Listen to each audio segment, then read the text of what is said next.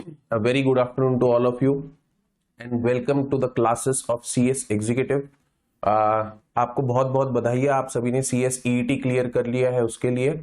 और आज से हम CS एग्जीक्यूटिव की क्लासेस की शुरुआत करेंगे। इसके पहले मैं शुरू करूं, आई सपोज कि आपने मेरा पहला ओरिएंटेशन वाला क्लास देख लिया होगा और आप सभी के पास क्लास से रिलेटेड जो जो टूल्स मैंने रेडी रखने बोले थे वो सब रेडी है।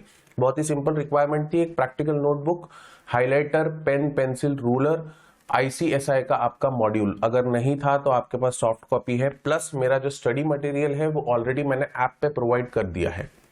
तो शुरू करेंगे आज के लेक्चर के साथ। आज का लेक्चर एग्जैक्टली मैं आपको सीधा कंपनी लॉ में जंप नहीं करवाऊंगा, वेयर एज आज का लेक्चर इसलिए इंपॉर्टेंट है क्योंकि आपका काफी सारा जो कोर्स है वो लॉ बेस्ड सिलेबस है। करेक्ट, हमने देखा था ओरिएंटेशन लेक्चर में भी मैंने आपको बताया था कि कंपनी लॉ और SBEC जो दो सब्जेक्ट्स मैं आपके लेने वाला हूं, इसके अलावा JIGL अगर देख ले, EBCL देख ले, तो इसमें कई सारे एक्ट्स हैं। ठीक है, मतलब कई सारे लॉ बेस्ड सब्जेक्ट्स हैं। तो हमें यह समझना जरूरी है कि एग्जैक्टली व्हाट इज लॉ और ये आपके सिलेबस में क्यों जोड़ा गया, प्लस आगे फ्यूचर में आपके सिलेबस में लॉ से रिलेटेड क्या क्या चेंजेस आ सकते हैं। ठीक है, वो चेंजेस समझने के लिए हमें यह समझना जरूरी है कि एक्चुअली लॉ आता कहां से है, आपको लॉ एप्लीकेबल कब किया जाता है, क्या प्रोसीजर फॉलो किया जाता है। तो I will be focusing in this particular class, I will be focusing on the process of law enactment in India. काफी सारे बच्चों ने ये पर्टिकुलर क्लास हो सकता है पहले अटेंड किया हो, बट मैं चाहता हूं YouTube पे, क्योंकि मेरा ये सेशन पड़ा हुआ है, बट मैं चाहता हूं कि आपको इस क्लास में, क्योंकि ये मेरे हर क्लास की फर्स्ट लेक्चर होता है, ताकि बच्चों को ये पता चल सके कि एग्जैक्टली लॉ क्या है और आपको ये समझ सके कि आपके सिलेबस में कैसे कैसे चेंजेस आ सकते हैं। क्लियर है?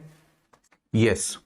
तो process of law enactment in India समझना क्यों जरूरी है। हम क्या पढ़ने वाले हैं? हम पढ़ने वाले हैं कंपनी लॉ। कंपनी लॉ एक बार मैं आपको पढ़ा दूंगा, उसके बाद हो सकता है गवर्नमेंट इसमें किसी प्रकार का कोई चेंज लाए। वो चेंज पे ट्रैक रखना ये हमारी जितनी जिम्मेदारी है उतनी ही एज अ स्टूडेंट आपकी भी जिम्मेदारी है। ठीक है, नहीं अगर आपको आज का ये लेक्चर समझ में आ जाएगा तो आप खुद अमेंडमेंट्स मेक श्योर कर सकोगे कि आप अमेंडमेंट्स के साथ फॉलो अप रख सक रहे हो और आपको किसी भी फैकल्टी पर डिपेंडेंट नहीं होना पड़ेगा। हालांकि हम सारे अमेंडमेंट्स कवर करेंगे up to your exam, don't worry about it, but मैं चाहता हूं कि आप भी सेल्फ डिपेंडेंट बने ताकि आप खुद पता कर सके कि क्या अमेंडमेंट, क्या चेंज आया है। क्लियर है? तो process of law enactment in India शुरू कहां से होता है? शुरू होता है इंट्रोडक्शन से। वेयर जो आप स्क्रीन पे देख रहे हो वो मेरे नोट्स है, इसकी कॉपी ऑलरेडी ऐप पे प्रोवाइड कर दी गई है। तो इंट्रोडक्शन से शुरू करेंगे। In India laws are made separately at different levels by the union government for the whole country and by the state government for their respective states as well as by local municipal councils at district level। क्यों कहा गया ऐसा? क्योंकि हमारा जो Indian government का structure है वो एक सेंट्रलाइज स्ट्रक्चर नहीं है। यहां पर दो प्रकार की गवर्नमेंट्स हम देखते हैं, मेजरली दो प्रकार की गवर्नमेंट्स देखते हैं। एक हो गई सेंट्रल गवर्नमेंट और दूसरी हो गई स्पेसिफिक स्टेट्स की स्टेट गवर्नमेंट। तो जो लेवल ऑफ लॉ मेकिंग है, मतलब जो पावर ऑफ मेकिंग लॉ है, वो डिवाइडेड है ये दोनों गवर्नमेंट्स में। कुछ ऐसे लॉज है जो सिर्फ और सिर्फ सेंट्रल गवर्नमेंट बना सकती है, कुछ ऐसे लॉज है जो सिर्फ और सिर्फ स्टेट गवर्नमेंट बना सकती है। इस स्ट्रक्चर को कहते हैं बाइकैमरल स्ट्रक्चर। ठीक, the legislative procedure in India for the union government requires and that proposed bill pass through the two legislative houses of the Indian Parliament, that is the Lok Sabha and the Rajya Sabha। तो जब भी central government किसी प्रकार का law बनाती है, central government किसी भी प्रकार का अगर लॉ बनाती है, तो सेंट्रल गवर्नमेंट जब भी लॉ बनाती है तो वो क्या करती है, उस लॉ को to houses of the parliament में से पास करती है। ठीक है, Lok Sabha and the Rajya Sabha. The legislative procedure for states with bicameral legislatures, that is a body of government having two legislative houses, requires that proposed bill be passed at least in state's lower house or the Vidhan Sabha। मतलब जब state government law बनाती है तो state government क्या करती है, state government भी उसे विधानसभा में पास करती है। For states with unicameral legislatures, laws and bills need to be passed only in the states Vidhan Sabha, for they do not have any Vidhan Parishad. तो विधान परिषद, विधानसभा, ये दो चीजें आपको स्टेट गवर्नमेंट में देखने मिलेगी। जैसे लोकसभा और Rajya Sabha, upper house lower house आपको वहां देखने मिलता है, वैसे ही स्टेट गवर्नमेंट में भी कई सारे स्टेट गवर्नमेंट में विधानसभा और विधान परिषद दोनों होते हैं। बट कुछ स्टेट क्या होते हैं, यूनिकैमरल गवर्नमेंट के रूप में हमारे यहाँ एस्टैब्लिश किए गए हैं, जहां पे आपको सिर्फ विधानसभा देखने मिलेगी, विधान परिषद नहीं मिलेगा। तो अगर लॉ विधान परिषद ने पास कर दिया तो वो स्टेट लॉ पास हो गया। The legislative power of the states and the center are defined in the constitution and these powers are divided into 3 lists।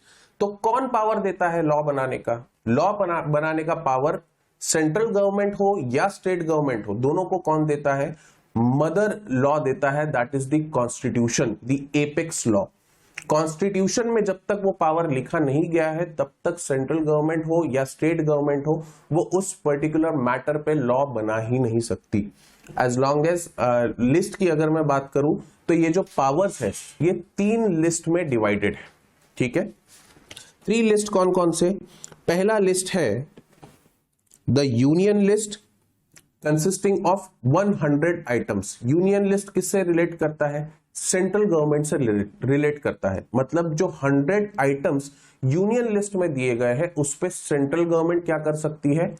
Law बना सकती है। उनमें से एक है कॉर्पोरेट मैटर्स, मतलब कॉर्पोरेशंस, कंपनी से रिलेटेड जो लॉ बनेगा वो किस में दिया गया है? इसी यूनियन लिस्ट में दिया गया है। मतलब कंपनीज एक्ट 2013 कहां से आया? इस यूनियन लिस्ट से आया। सेकेंड, स्टेट लिस्ट होती है जिसमें 61 आइटम्स है, मतलब 61 ऐसी एरियाज है जहां पे स्टेट गवर्नमेंट क्या कर सकती है? लॉ बना सकती है। एंड फाइनली इन दोनों को जहां पर मिल के लॉ बनाना है, मतलब सेंट्रल गवर्नमेंट और स्टेट गवर्नमेंट को मिल के जहां पे लॉ बनाना है वो कवर होता है आपका कॉन्करेंट लिस्ट में, जहां पर 52 आइटम्स लिस्ट किए गए हैं। आई होप आपको ये तीनों लिस्ट क्लियर होगी। पहली लिस्ट में 100 आइटम्स दिए गए हैं, दूसरी में 61 दिए गए हैं और लास्टली 52 आइटम्स दिए गए हैं। तो लॉ मेकिंग पावर जो है ये 3 लिस्ट में डिवाइडेड है। अब समझते हैं what is a bill and how it is different from a statute. पता है क्या किसी को कि बिल और स्टैट्यूट में क्या डिफरेंस है? Can anybody tell me what is the difference between a bill and what is statute? Yes, all good, yes, okay. हाँ, तो सपना कह रही है कि बिल मींस जो पार्लियामेंट में पास हो चुका है वो, ठीक है। बिल मतलब जो पार्लियामेंट में पास हो चुका है वो नहीं। बिल अगर पार्लियामेंट में पास हो गया तो वो स्टैट्यूट बन जाता है। बिल वो चीज है जो कि एक प्रपोज्ड लॉ है। Yes, statute means a written law. तो बिल क्या होता है? बिल बेसिकली प्रपोजल है जो पार्लियामेंट के सामने प्रस्तुत किया जाता है कि ये पर्टिकुलर लॉ है जो कि पास होना चाहिए एक पर्टिकुलर मैटर पे। सपोज कल के दिन अगर ऑनलाइन लेक्चर्स को लेके कोई लॉ बनाया जाए, अभी तो फिलहाल कोई लॉ नहीं है तो सब मनमानी कर रहे हैं, बट ऑनलाइन लेक्चर्स को लेके अगर कोई लॉ बनाया जाए तो वो ऑनलाइन लेक्चर्स के लॉ के लिए क्या किया जाएगा? पहले एक बिल बनाया जाएगा, उस बिल को पार्लियामेंट में प्रस्तुत किया जाएगा। अगर पार्लियामेंट के मेंबर्स को यह सही लगता है कि वो बिल पास होना चाहिए with all the clauses that it includes, तो वो पास किया जाएगा और finally it takes shape of a statute. तो a bill when passed through the parliament becomes a statute. Clear? देख लेते हैं। और कोई बात नहीं, जवाब देने में झिझकना नहीं है। आप एक स्टूडेंट हो, जब मैं भी स्टूडेंट था तो मुझे भी ये बातें नहीं पता थी, इसलिए मैंने पर्टिकुलरली ये चैप्टर आपके कोर्स में जोड़ा है। हालांकि इसका एग्जाम से कोई रिलेवेंस नहीं है, बट इससे आपके बेसिक्स बहुत ज्यादा स्ट्रांग हो जाएंगे। तो अगर गलती होती भी है आंसर में तो बिल्कुल आपका हक बनता है गलती करना, और हमारा फर्ज है कि आपकी गलती सुधारना, ठीक है। तो don't worry about it. What is a bill की बात करते हैं। अ bill is a proposed legislation. क्या कह रहा है? Bill is a proposed legislation, मतलब अभी ये सिर्फ प्रपोजल के रूप में क्या रखा गया है? पार्लियामेंट के सामने रखा गया है कि अगर आप सही समझते हैं तो इस लॉ को आप पास कर दीजिए, तब ये शेप क्या लेगा, स्टैट्यूट का शेप लेगा। Under consideration by a legislative body, it does not become law until it is passed by the legislature। मतलब बिल तब तक स्टैट्यूट नहीं बनता जब तक पार्लियामेंट से पारित ना हो जाए, पार्लियामेंट से पास ना हो जाए। तो इसलिए आप देख रहे होंगे अभी रिसेंटली कंपनीज एक्ट 2013 में भी अमेंडमेंट आया, 2020 का अमेंडमेंट बिल पास किया पार्लियामेंट ने, ठीक है। तो जब तक वो पास नहीं हुआ था तब तक अगर आप गवर्नमेंट की मतलब मिनिस्ट्री ऑफ कॉर्पोरेट अफेयर्स की वेबसाइट पे अगर जाके देखते तो आपको क्या दिखता, आपको दिखता कंपनीज अमेंडमेंट बिल 2020। और अब अगर आप जाके वहां पे देखोगे तो वो क्या होगा, कंपनीज अमेंडमेंट एक्ट 2020। दोनों में डिफरेंस समझ में आ रहा है क्या? एक में शब्द बिल का इस्तेमाल किया गया, क्यों? क्योंकि वो प्रपोज्ड था, और जब वो पार्लियामेंट के द्वारा पास हो गया तब वो क्या बन गया, कंपनीज अमेंडमेंट एक्ट 2020 बन गया। And once it becomes an act, तब वो क्या है, आपके लिए एप्लीकेबल है। जब तक वो बिल है तब तक वो लॉ सिटीजन्स के लिए एप्लीकेबल नहीं होता। Once it is pass by the parliament, it becomes an act, तब वो क्या है, आपके लिए एप्लीकेबल है। What is a statute? A statute is a formal written enactment of a legislative authority that governs a city, state, or a country. Generally, statutes either command or prohibit something or declare a policy. तो statute यानी कि law generally क्यों बनाया जाता है? तीन major reason से बनाया जाता है। क्या क्या? Either it has to command something, मतलब वो आपको ये बताएगा कि आपको क्या करना है, ये पर्टिकुलर चीज आपको करना है। जैसे कंपनी के केस में आपको बैलेंस शीट आरओसी के साथ फाइल करनी है, आपको अपने फाइनेंशियल स्टेटमेंट्स आरओसी के साथ फाइल करने हैं, ये क्या है, कमांड ऑफ द लॉ है। आपके पास ऑप्शन है क्या? नहीं, आपके पास कोई ऑप्शन नहीं है। क्यों? क्योंकि लॉ ने आपको कमांड किया है। तो law will do what? A statute will either command something, it will prohibit you to do something, मतलब आपको कुछ करने के लिए या तो बोलेगा या कुछ करने से रोकेगा। जैसे अगर आप सिग्नल पे हो और आप रेड लाइट तोड़ते हो तो आपको क्या किया जाता है, पिनलाइज किया जाता है। क्यों किया जाता है? क्योंकि रेड लाइट को क्रॉस करना प्रोहिबिटेड है, ठीक है, उस पर रोक लगी हुई है। तो either it will command, it will prohibit, और it will declare a policy, या पर्टिकुलरली कोई पॉलिसी भी लॉ डिक्लेयर कर सकता है। आइए इस डायग्राम से समझते हैं। डायग्राम सबको दिख रहा है? यस। तो आइए डायग्राम से समझते हैं कि बेसिकली लॉ पास क्या होता है, क्या क्या स्टेजेस होते हैं लॉ पास करते समय। मतलब एक बिल जब एक्ट बनता है तो उसको क्या क्या स्टेजेस से गुजरना होता है। सबसे पहला स्टेज क्या है? बिल, मतलब पहले तो एक प्रपोज्ड लॉ बनाना। तो ये बिल कौन प्रेजेंट करता है? मेंबर ऑफ पार्लियामेंट, पार्लियामेंट में प्रपोज करते हैं। जो भी स्पेसिफिक मिनिस्ट्री होगी, जैसे मिनिस्ट्री ऑफ कॉर्पोरेट अफेयर्स। अब मिनिस्ट्री ऑफ कॉर्पोरेट अफेयर्स जो कि कॉर्पोरेट सेक्टर को रेगुलेट कर रही है, अगर मिनिस्ट्री को यह लग रहा है कि नहीं ये पर्टिकुलर एक्ट में किसी प्रकार का कोई चेंज लाना चाहिए, तो उस मिनिस्ट्री का जो हेड है, जो मिनिस्टर है, वो क्या करेगा, वो मेंबर ऑफ पार्लियामेंट है, और वो क्या करेगा, उस अमेंडमेंट बिल को एक प्रपोजल की तरह पार्लियामेंट के सामने रखेगा। तो the first stage is drafting a bill and presenting it either of the two houses. Lok Sabha में भी प्रेजेंट कर सकते हो या राज्यसभा में भी प्रेजेंट कर सकते हो। हम चालू करते हैं लोकसभा से, कि सपोज करते हैं कि बिल कहां प्रपोज किया गया है, बिल पहली बार प्रपोज किया गया है लोकसभा में। लोकसभा में जब बिल प्रपोज किया जाता है उसे कहते हैं इंट्रोडक्शन स्टेज। मतलब अभी बिल क्या किया गया है, इंट्रोड्यूस किया गया है। अभी बाकी मेंबर्स को यह बताया गया है कि ये पर्टिकुलर बिल जो है ये ड्राफ्ट करके आपके सामने रखा गया है। उसके बाद क्या होगा, ऑब्वियस सी बात है, कोई भी बिल प्रपोज करते ही पास हो जाएगा क्या? नहीं होगा। सारे मेंबर्स क्या करेंगे, उस पर डिस्कशन करेंगे, उसके प्रोज एंड कॉन्स निकालेंगे, उसमें गलतियां निकालेंगे, क्योंकि हो सकता है जिसने लॉ ड्राफ्ट किया है वो कुछ चीज मिस आउट कर दिया गया। करेक्ट? तो इसलिए इंट्रोडक्शन के बाद क्या होता है, बिल पे होता है डिस्कशन। ठीक है, डिस्कशन होने के बाद जनरल डिस्कशन में भी अलग अलग स्टेजेस होते हैं। क्या क्या स्टेजेस? पहला स्टेज होता है जनरल डिस्कशन। जनरल डिस्कशन में सिर्फ बिल को देखा जाता है कि हाँ भाई ये प्रपोज लॉ है, ये पर्टिकुलर प्रोविजंस, ये पर्टिकुलर रेस्ट्रिक्शंस इस लॉ के द्वारा लगाए जाएंगे। और उसके बाद अगर पार्लियामेंट को ये लगता है कि नहीं इस पे और रिसर्च करना है तो वो क्या करेगी? एक स्टैंडिंग कमेटी बनाएगी। ठीक है, ये स्टैंडिंग कमेटी का काम क्या होता है? कंप्लीट रिसर्च वर्क करना, लोगों का ओपिनियन लेना, प्लस एक्सपर्ट्स को अपॉइंट करना ताकि वो क्या कर सके? क्रिटिकली उस लॉ को एनालाइज कर सके कि whether it is eligible to be applicable to the country wide population और नॉट। तो स्टैंडिंग कमेटी क्या करती है? रिसर्च जॉब लेती है और वो जनरल ओपिनियन भी लेती है। Then it goes to clause by clause consideration. अब स्टैंडिंग कमेटी ने एक बिल में चेंजेस कर दिए, क्लॉजेस में कुछ कुछ चेंजेस कर दिए, कहा कि नहीं पर्टिकुलर पेनल्टी जो 10,000 थी वो 10,000 न रखते हुए 5,000 रखनी चाहिए, क्योंकि हमारे यहाँ उतनी पेइंग कैपेसिटी नहीं है तो पेनल्टी इतनी हैवी नहीं होनी चाहिए। तो ये क्या कर दिया उन्होंने? चेंजेस कर दिए बिल में। अब ये बिल क्या होगा? क्लॉज बाय क्लॉज डिस्कस होगा पार्लियामेंट में। पार्लियामेंट से बिल पास करना इतना ईजी जॉब नहीं है। आप खुद देखते होंगे, अगर आपने देखा है तो पार्लियामेंट में जब भी कोई लॉ पास होता है या कोई डिस्कशन होता है तो काफी ज्यादा हल्ला होता है। ऑपोजिशन पार्टी भी होती है। ऑपोजिशन पार्टी का काम सिर्फ हल्ला मचाना नहीं होता।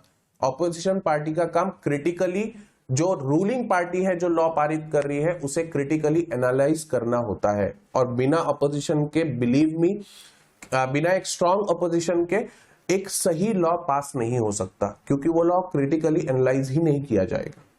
क्लियर? तो क्या होगा? क्लॉज बाय क्लॉज कंसिडरेशन होगा, मतलब each and every section will be discussed in detail. हर एक चीज को, हर एक शब्द को ध्यान से देखा जाएगा। उसके बाद अगर मेंबर ऑफ पार्लियामेंट्स ने मेंबर्स ने प्रपोज किया कि नहीं ये पर्टिकुलर चेंजेस हमें बिल में चाहिए, ये पर्टिकुलर बातें हमें पसंद नहीं है या इन्हें इस तरीके से चेंज करना चाहिए, तो बिल में क्या किए जाते हैं? अमेंडमेंट्स किए जाते हैं, बिल में चेंजेस किए जाते हैं। और फाइनली जब बिल रेडी हो जाता है कि हाँ ये पर्टिकुलर एक्ट अब ऑपोजिशन को भी अग्री, ऑपोजिशन भी अग्री करता है, रूलिंग पार्टी भी अग्री करती है, तो क्या होता है? बिल जाता है थर्ड स्टेज में, that is the voting stage, जहां पे वोट किया जाता है उस बिल के ऊपर। आखिरी तक ऐसे कुछ लोग होते हैं जो बिल के साथ अपना एक्सेप्टेंस नहीं देते, बट क्या हम सभी लोगों का इंतजार करते रहेंगे? क्या अगर सभी लोगों का इंतजार करते रहेंगे तो कभी भी कोई बिल पास नहीं हो पाएगा। सिंपल सी बात है, हाथ में 5 उंगलियां है, सब बराबर है क्या? नहीं है। तो सबका ओपिनियन अलग अलग हो सकता है। तो ओपिनियन के लिए गवर्नमेंट वेट नहीं करती। गवर्नमेंट ये देखती है कि मेजॉरिटी ऑफ द मेंबर्स किसी बिल पे अग्री कर रहे हैं क्या, तो वो लॉ की तरह पास हो सकता है। तो ये जो वोटिंग की प्रक्रिया है ये होता है थर्ड स्टेज। तो पहला स्टेज क्या? इंट्रोडक्शन। दूसरा स्टेज उस बिल पे डिस्कशन। और तीसरा स्टेज उस बिल पे वोटिंग। अगर मेजॉरिटी मेंबर्स ने फेवर में वोट कर दिया बिल के तो वो क्या बन जाता है? स्टैट्यूट बन जाता है। ये जो प्रोसीजर है ये कहां पे फॉलो हो रहा है? वन हाउस, एक हाउस में फॉलो हो रहा है, दैट इज लोकसभा। लोकसभा में जब ये तीनों स्टेजेस क्लियर हो जाएगी उसके बाद क्या होगा? बिल को आगे फॉरवर्ड किया जाएगा in the next house, that is the Rajya Sabha. Sir Rajya Sabha Lok Sabha दोनों में डिफरेंस क्या है? क्यों दोनों में पास किया जा रहा है? लोकसभा ने पास कर दिया तो हो नहीं जाता क्या? क्यों नहीं होना चाहिए बताइए? लोकसभा ने अगर कोई पर्टिकुलर बिल पास कर दिया तो वो पूरी तरह पास क्यों नहीं हो जाना चाहिए? राज्यसभा में देना जरूरी है क्या? कई सारे बच्चों को डाउट रहता है लोकसभा और राज्यसभा को लेके। आप लोगों को क्लियर है क्या? मैं जानना चाहता हूं। Yes yes, it is compulsory. Yes, definitely it is compulsory. I want to know the reason why. See, as a law student, अब आपको ये मेक श्योर करना है कि आप हमेशा 3 क्वेश्चंस ध्यान में रखें। What, why and where। मतलब क्या, कहां पर और क्यों। ठीक है, तो ये 3 क्वेश्चन हमेशा ध्यान में रखने की। कोई चीज अगर दी गई है, कोई चीज अगर लिखी गई है तो क्या लिखी गई है, कहां लिखी गई है और वो क्यों लिखी गई है। अगर वो लिखी गई है तो ही वो लॉ की तरह एप्लीकेबल हो सकती है। ठीक है, अगर ये नहीं लिखते कि चोरी करना एक क्राइम है तो लोग चोरी करने से रुकते क्या? नहीं रुकते, क्योंकि कहीं पर लिखा गया है कि चोरी करना क्राइम है, इसलिए लोग चोरी करना अवॉइड करते हैं। करेक्ट? तो वैसे ही अब बताइए क्यों ऐसा? सभी को स्ट्रक्चर ऑफ पार्लियामेंट क्लियर है क्या? Okay, somebody has answered because as law is followed in the state so we have to take their suggestion. Okay, yes, law state में भी फॉलो होता है। किसी का कहना है कि लॉ स्टेट में भी फॉलो होता है, तो हमें स्टेट के मेंबर्स से भी लेना चाहिए। आपको स्ट्रक्चर समझ में आ रहा है क्या पार्लियामेंट का? क्या है पार्लियामेंट के कितने पार्ट्स होते हैं? पार्लियामेंट के कितने पार्ट्स होते हैं? 3 parts. Yes. What are the 3 parts? What are the 3 different parts? Lok Sabha, yes. Rajya Sabha, yes. The second part is Rajya Sabha and the President of India. Correct. तो 3 part होते हैं, लोक सभा, राज्य सभा और प्रेसिडेंट। लोक सभा में जो मेंबर्स होते हैं वो डायरेक्टली इलेक्टेड मेंबर्स होते हैं, मतलब आप डायरेक्टली उनके लिए वोट करते हो। वेयर राज्य सभा के जो मेंबर्स होते हैं वो इनडायरेक्टली इलेक्टेड मेंबर्स होते हैं। स्टेट इलेक्शंस में जो एमएलए बनते हैं वो एमएलएस क्या करते हैं, अपने में से कुछ एमपीज राज्यसभा में स्टेट के इंटरेस्ट को रिप्रेजेंट करने के लिए भेजते हैं। तो जो पार्लियामेंट है वो लोकसभा मतलब डायरेक्टली इलेक्टेड मेंबर्स और राज्यसभा मतलब कि इनडायरेक्टली इलेक्टेड मेंबर्स से बनती है। तो राज्यसभा के जो मेंबर्स है वो क्या मेक श्योर करते हैं कि किसी स्टेट का इंटरेस्ट यहां पर हिंडर तो नहीं हो रहा। तो राज्यसभा में भी हर बिल को भेजना जरूरी है। तो लोकसभा से जब पास हो गया तो वो कहां जाएगा? राज्यसभा में जाएगा। अगेन राज्यसभा में भी तीनों स्टेज जो हमने लोकसभा में देखी थी वो तीनों स्टेज आपको पास करनी होगी। वो तीनों स्टेज पास करने के बाद ही क्या होगा, कंप्लीट वो बिल प्रेसिडेंट के पास प्रेजेंट किया जाएगा। Once the president gives the assent to that particular bill, तब वो बिल क्या किया जा सकता है, पारित किया जा सकता है टू द कॉमन पब्लिक, तब वो आपके ऊपर एप्लीकेबल होता है। तो अगर कोई पर्टिकुलर बिल कल के दिन अगर कंपनीज एक्ट का अमेंडमेंट बिल आया तो अब आपको पता रहेगा, अब आप उस पे फॉलो अप रख सकते हो कि ये पर्टिकुलर अमेंडमेंट बिल अभी किस स्टेज में है, whether it has been pass by the Lok Sabha, whether it has been pass by the Rajya Sabha, दोनों में से पास हो गया तो पारित किया जा सकता है क्या? नहीं, अभी भी प्रेसिडेंट का कंसेंट बचा है। प्रेसिडेंट का जब कंसेंट मिल जाए तब बिल क्या है, एलिजिबल है। Now it can be made applicable to the public at large. इसके अलावा ये 3 स्टेज मतलब लोकसभा, राज्यसभा और प्रेसिडेंट के अलावा एक चौथी और मोस्ट इंपॉर्टेंट चीज होती है, ऑफिशियल गजेट में उस पर्टिकुलर एक्ट को पब्लिश करना। ऑफिशियल गजेट क्या होता है आगे हम देखेंगे, मैं आपको वहां पे उसका इंपॉर्टेंस जरूर बताऊंगा। तो एक चौथी स्टेज याद रखना, ऑफिशियल गजेट में प्रेजेंट करना। बहुत इजी है। It may sound difficult for some students as of now, क्योंकि आप लॉ में पहली बार कदम रख रहे हो, but believe me it is very easy. Once you start getting the hook of it तो आपको समझ में आने लगेगा कि मैं पर्टिकुलरली आपको क्या बताना चाह रहा हूं। ठीक है, बने रहिए, आगे देखते हैं। Legislative proposals are brought before either house of the Parliament of India in form of a bill. A bill is the draft of a legislative proposal which, when passed by both the houses of Parliament and assented by the President, becomes an act of Parliament. As soon as the bill has been framed, it has to be published in the newspapers and the general public is asked to comment in the democratic manner. The bill may then be amended to incorporate the public opinion in the constructive manner and then may be introduced in the parliament by ministers of or by private members. तो ये क्या कह रहा है, basically ये कह रहा है कि बिल पास होने के पहले पब्लिक का भी कमेंट लिया जाता है। जो एक्सपर्ट अथॉरिटीज होती है, जैसे कंपनीज एक्ट का जब भी बिल पास होता है तो आप अगर आईसीएसआई की वेबसाइट पे देखेंगे तो आईसीएसआई की वेबसाइट के पे भी वो बिल को पब्लिश किया जाता है, ताकि आईसीएसआई के जो मेंबर्स मतलब फ्यूचर में जाके जब आप सीएस बन जाओगे तब आप भी क्या कर सकते हो, अपना ओपिनियन दे सकते हो कि ये पर्टिकुलर लॉ में क्या चेंज होना चाहिए। अगर आपका ओपिनियन सही है, एट लार्ज वो चेंज लाया जा सकता है, तो बिल्कुल आपके ओपिनियन को भी कंसिडर किया जाएगा। तो you become a tool for law making in India. यही बात मैंने अपने ओरिएंटेशन में भी बताई थी कि आईसीएसआई का एक काम है कि वो क्या करती है, गवर्नमेंट को सपोर्ट करती है when it comes to law making. ठीक, आगे देखते हैं। अब देखते हैं, अब बिल से स्टैट्यूट का ट्रांजिशन आपको समझ में आ गया होगा, very clear, is it clear? Should we move on? Yes yes, perfect. तो अब समझते हैं कि स्टैट्यूट के पार्ट्स क्या होते हैं। भाई कंपनीज एक्ट 2013 है, कंपनीज एक्ट 2013 सबको पता है सर, कंपनीज एक्ट 2013 से कंपनी लॉ बनता है, बट कंपनीज एक्ट 2013 का एग्जैक्ट स्ट्रक्चर क्या है? तो ये जो स्टैट्यूट का स्ट्रक्चर है, ये हैपहैज़ार्ड मैनर में कोई भी लॉ नहीं बनाया जाता, इसका एक स्पेसिफिक प्रोफॉर्मा, एक स्पेसिफिक फॉर्मेट होता है, ठीक है। यही है parts of statute. Parts of statute, सबसे पहला जो आप स्टैट्यूट में देखोगे वो क्या देखोगे? आप देखोगे उस स्टैट्यूट में टाइटल, ठीक है। इसको टाइटल का मतलब क्या? टाइटल मतलब उस पर्टिकुलर एक्ट का नाम, जैसे companies act, the companies act 2013, आपको नाम से समझ में आ रहा है, उसके टाइटल से समझ में आ रहा है कि लॉ किसके लिए बनाया गया है? कंपनीज के लिए बनाया गया है।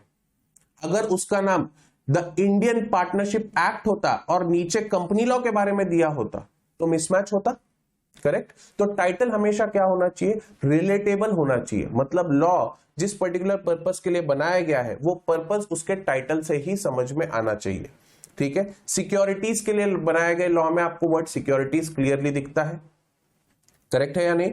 वैसे ही title, it is the title name of the statute which is named after its intention. तो टाइटल से आपको समझ में आता है कि इंटेंशन क्या है वो पर्टिकुलर लॉ बनाने के पीछे का। नेक्स्ट आप जब देखते हो टाइटल के बाद नेक्स्ट पार्ट जो होता है वो होता है प्रीएम्बल। कॉन्स्टिट्यूशन में भी है प्रीएम्बल, सभी को पता है कॉन्स्टिट्यूशन का प्रीएम्बल, सभी को याद होगा।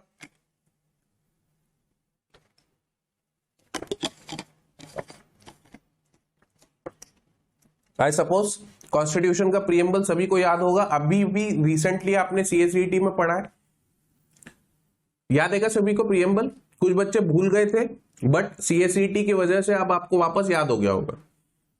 वेराज अगर सीबीएसई की मैं बात करूं तो जब आप स्कूल में थे, स्कूलिंग डेज में थे, तो बुक के फ्रंट में दिया रहता था जनरली, एटलीस्ट मेरे समय तो दिया रहता था, मुझे आपका पता नहीं, आपके समय दिया है क्या? यस, तो यस एग्जैक्टली। तो प्रीएम्बल ऑफ द कॉन्स्टिट्यूशन क्या बताता है आपको? यस, एनसीईआरटी में है, यस करेक्ट। तो preamble is a preliminary introduction, मतलब वो क्या है? बेसिक इंट्रोडक्शन है। प्रीएम्बल पढ़ के आप ये पता कर सकते हो कि नेचर ऑफ लॉ क्या है, किस पर्टिकुलर रिलेशन में ये लॉ बनाया गया है। इंट्रोडक्शन देता है स्टैट्यूट को, it contains it's general idea. Preamble पढ़ के आपको समझ में आ जाएगा कि जनरल आइडिया आपको एक लॉ की आ जाएगी कि ये बेसिकली ये लॉ बनाया क्यों गया है। जैसे अगर आप कंपनीज एक्ट का प्रीएम्बल पढ़ो तो वहां पे लिखा है कि it is to consolidate the law related to companies, clear. Next comes the enacting clause, that is कि एक सेक्शन ऐसा लॉ में दिया गया है जो ये बताता है, जो इसको हम एप्लीकेबिलिटी सेक्शन भी कहते हैं, जिससे हमें पता चलता है कि ये लॉ कहां एप्लीकेबल है और कब से एप्लीकेबल है। This is the enacting clause, the portion of the bill that indicates that all following material is to become a law. Next आता है फिर बॉडी। अब आपको स्टार्टिंग में पता चल गया, ऊपर के सेक्शन से पता चल गया कि लॉ क्यों बनाया गया है, जनरल आइडिया आपको लॉ के बारे में आ गई। अब आती है मेन बॉडी लॉ की, मतलब अब स्पेसिफिकली प्रोविजंस आपको देखने मिलेंगे, ठीक। The main operative part of the statute, it contains provisions and may also contain provisos, that is conditions or exceptions.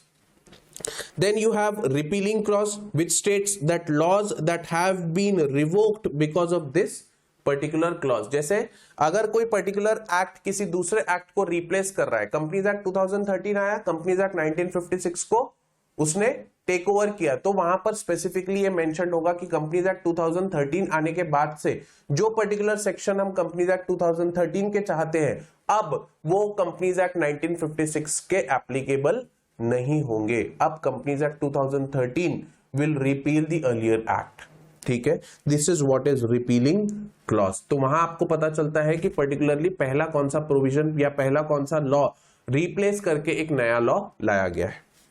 Then you have the saving clause, states that the restrictions in the appealing act which tends to save the rights. Then you have separability clause, a contract clause stating that any portion of a contract declared invalid by a state or federal law shall be declared null and void while still holding the remainder of the contract valid. तो एक कोई particular act, एक कोई particular जैसे अगर समझ के देखते हैं कि एक पर्टिकुलर सेक्शन है जिसके 3 पार्ट है, अब अगर मैं वो पूरे सेक्शन को ओमिट कर दूं या हटा दूं तो क्या होगा, पूरा का पूरा सेक्शन एप्लीकेबल नहीं होगा। बट मैं चाहता हूं कि उस पर्टिकुलर सेक्शन में से फर्स्ट और थर्ड प्रोविजन एप्लीकेबल रहे, सेकंड प्रोविजन को मैं हटा दूं, तो मैं क्या करूंगा, सेपरेबिलिटी क्लॉज के द्वारा वो सेकंड प्रोविजन को सेट असाइड कर दूंगा और बचे हुए 2 अब भी एप्लीकेबल होंगे। इसे कहते हैं सेपरेटेबिलिटी क्लॉज, मतलब स्पेसिफिकली एक ऐसा सेक्शन डालना जो ये कहता है कि ये सेकंड प्रोविजन अब से एप्लीकेबल नहीं है। Then you have effectivity clause, that the part of statute which announces the effective date of the law, मतलब कब से ये लॉ एप्लीकेबल किया जाएगा, ये इफेक्टिविटी क्लॉज में आपको पता चलता है। जनरली आपको डेट दी रहती है या फिर आपको इवेंट दिया रहता है। अगर कंपनीज एक्ट 2013 की बात करें तो कंपनीज एक्ट 2013 में ये लिखा गया था कि whenever this is notified by the central government, मतलब सेंट्रल गवर्नमेंट जब चाहे तब इसको क्या कर सकती है, एप्लीकेबल कर सकती है। कब एप्लीकेबल किया आगे हम लोग देखेंगे। तो इफेक्टिविटी क्लॉज में जनरली आपको क्या मिलता है, डेट या इवेंट मिलता है जब से वो लॉ एप्लीकेबल होगा। बेसिक स्ट्रक्चर ऑफ लॉ में what is a section and how it is red. बहुत सारे बच्चे सेक्शन पढ़ ही नहीं पाते। ये चीजें जो है, ये स्किल्स जो है, ये आपको अभी से समझनी होगी। आगे चल के अगर ये स्किल्स नहीं समझी तो आप सेक्शन रट तो पाओगे, बट अगर कोई नया सेक्शन आपके सामने आया तो आप उसे बोल नहीं पाओगे कि कब सब सेक्शन का इस्तेमाल करना है, कब क्लॉज का इस्तेमाल करना है, कब सब क्लॉज का इस्तेमाल करना है। तो इसलिए मैंने ये पर्टिकुलर पार्ट डाला है कि how to read a section. कोई भी पर्टिकुलर सेक्शन आपके सामने आए तो आपको फट से उसे रीड करते आना चाहिए। आपको पता होना चाहिए कि उसमें जो जो टर्म्स अल्फाबेट्स यूज किए गए हैं वो पर्टिकुलर हर एक अल्फाबेट किस पर्टिकुलर चीज को रिप्रेजेंट करता है। ठीक है, तो देखते हैं। A section consist of, generally section का स्ट्रक्चर इस तरीके से दिखता है, 7 दिखता है, बाद में ब्रैकेट में 2 लिखा हुआ दिखेगा, बाद में ब्रैकेट में A लिखा हुआ दिखेगा। तो अब ये 7 क्या है, 2 क्या है और A क्या है, इसको समझते हैं। तो 7 क्या है, सेक्शन नंबर।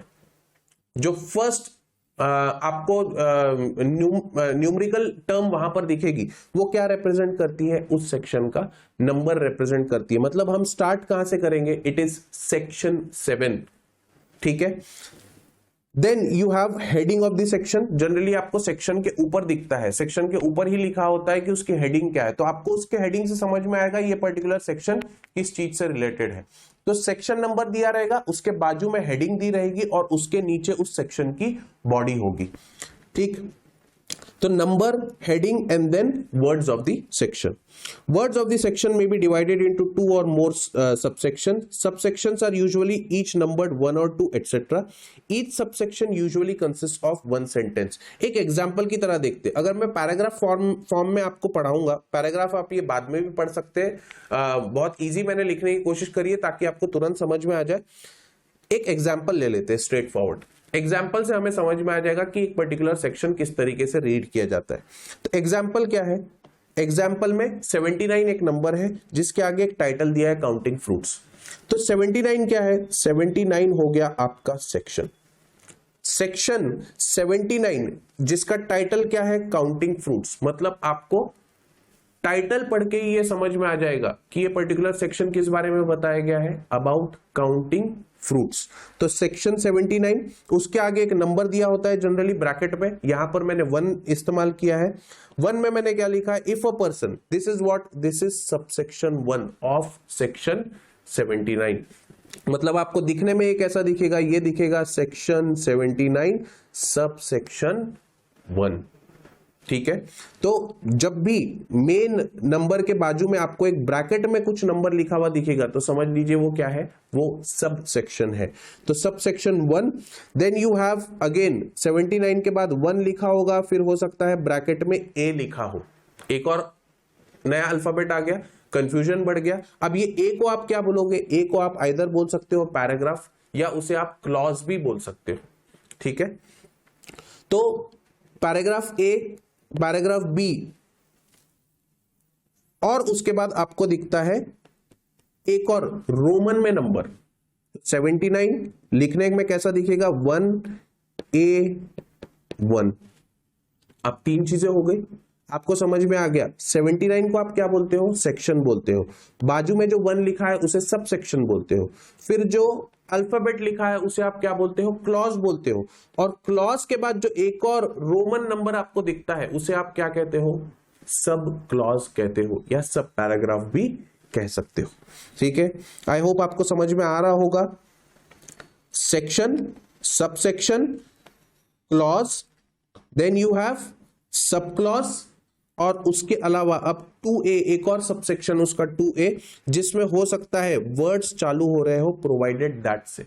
जनरली जब भी ये वर्ड आपको दिखे तो ये क्या है, प्रोविजो टू सबसेक्शन 2A है, which generally represents an exception. तो जब भी शब्द प्रोवाइडेड दैट आपको मिलेगा वहां पे आपको क्या दिखेगा, सिंपल आपको एक्सेप्शन दिखेगा कि उस पर्टिकुलर सेक्शन में एक्सेप्शन क्या है। अब इस पूरे सेक्शन को एक बार पढ़ के देखते बात समझ में आई है क्या हमारे।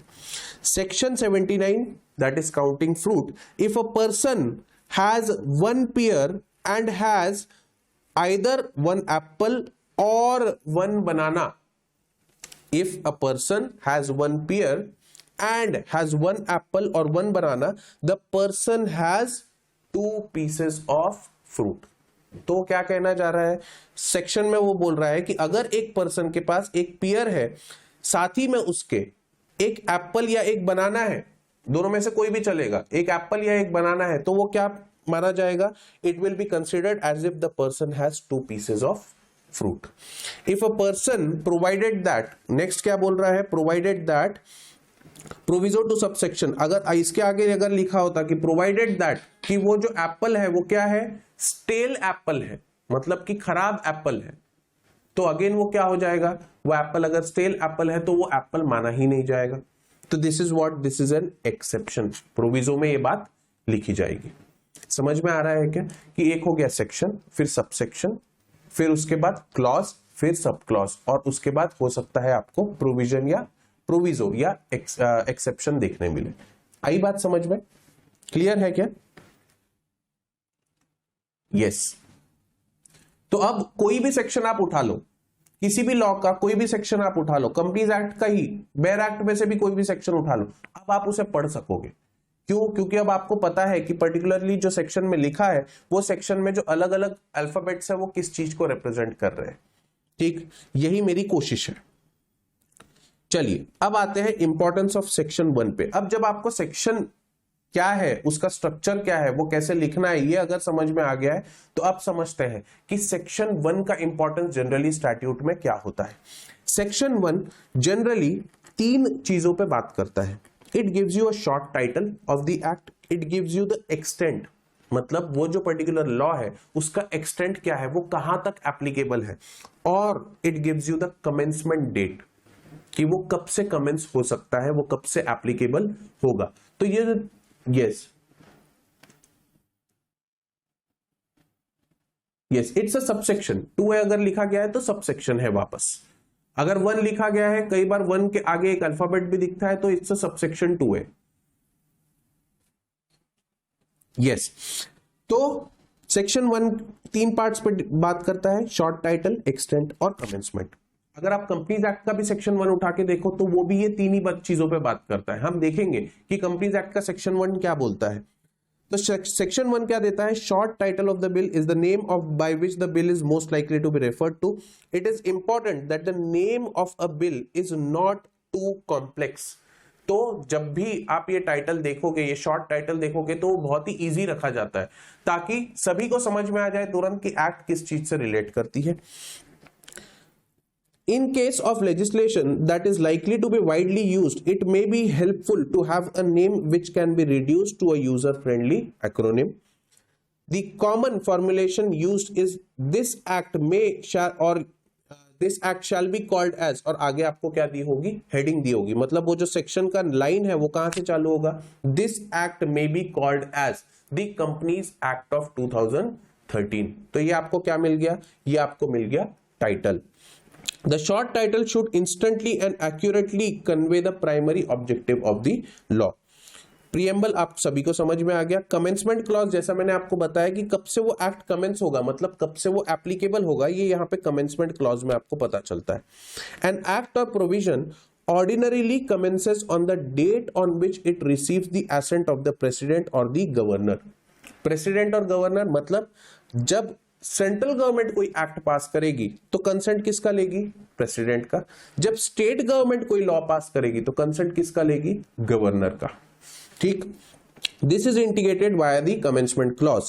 In some cases commencement is deferred and the central or state government is given the power to notify a date on which the act or provision will come into force। Line बहुत important है, क्यों? Straight forward companies act से related ही line है।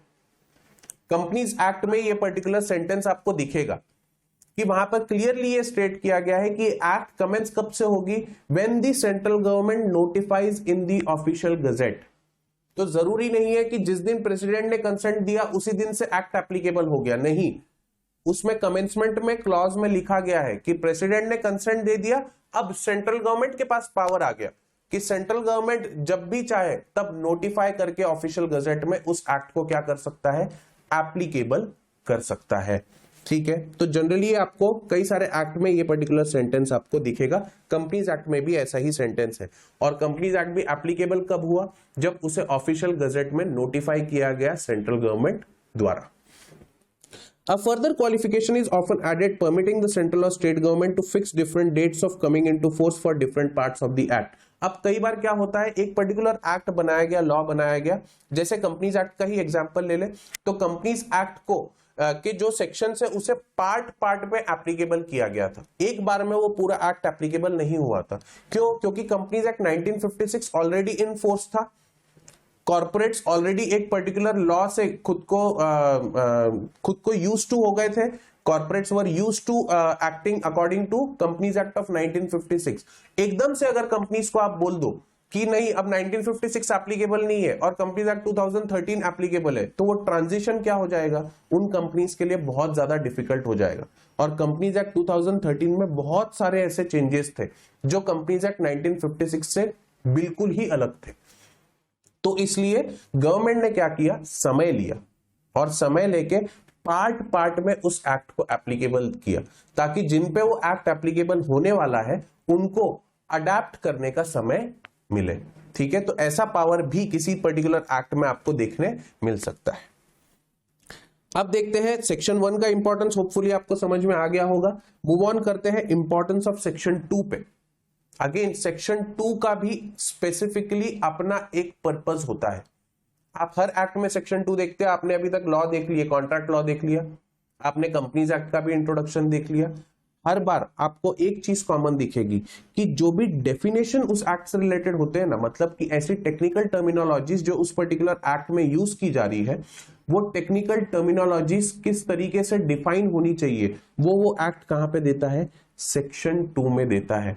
इसलिए generally चाहे वो income tax act आप उठा लो, चाहे कंपनीज एक्ट आप उठा लो, चाहे कॉन्ट्रैक्ट एक्ट आप उठा लो, वहां पे हमेशा आपको क्या दिखेगा? सेक्शन 2 में डेफिनेशन दिखेगा। Now this is the general practice of law making कि हमेशा डेफिनेशन डालने हैं तो कहां डालने हैं? सेक्शन 2 में। बट इसके कुछ एक्सेप्शंस भी है, जैसे general clauses act. General clauses act में आपको सेक्शन 3 में डेफिनेशन देखने मिलते हैं, सेक्शन 2 में नहीं देखने मिलते। बट जनरली स्पीकिंग आप डेफिनेशन कहां पाओगे? सेक्शन 2 में पाओगे। मतलब अगर सपोज कल के दिन आपके सामने कोई भी फलाना ढिमकाना एक्ट रख दी जाए, XYZ एक्ट रख दी जाए, और आप देख रहे हो कि इसमें कोई एक पर्टिकुलर टर्म है जिसका यूज किया गया है, जिसका आपको मीनिंग जानना जरूरी है, तभी आप प्रोविजन समझ पाओगे, तो आप तुरंत क्या कर सकते हो? उसके सेक्शन 2 को रेफर कर सकते हो। आपको जनरली वो डेफिनेशन, वो टर्म वहां पर आपको डिफाइंड मिलेगी। तो सेक्शन 2 का इंपॉर्टेंस है, वो क्या प्रोवाइड करता है? वो आपको डेफिनेशंस प्रोवाइड करता है। अब अंग्रेजी में क्या लिखा है ये भी पढ़ लेते हैं।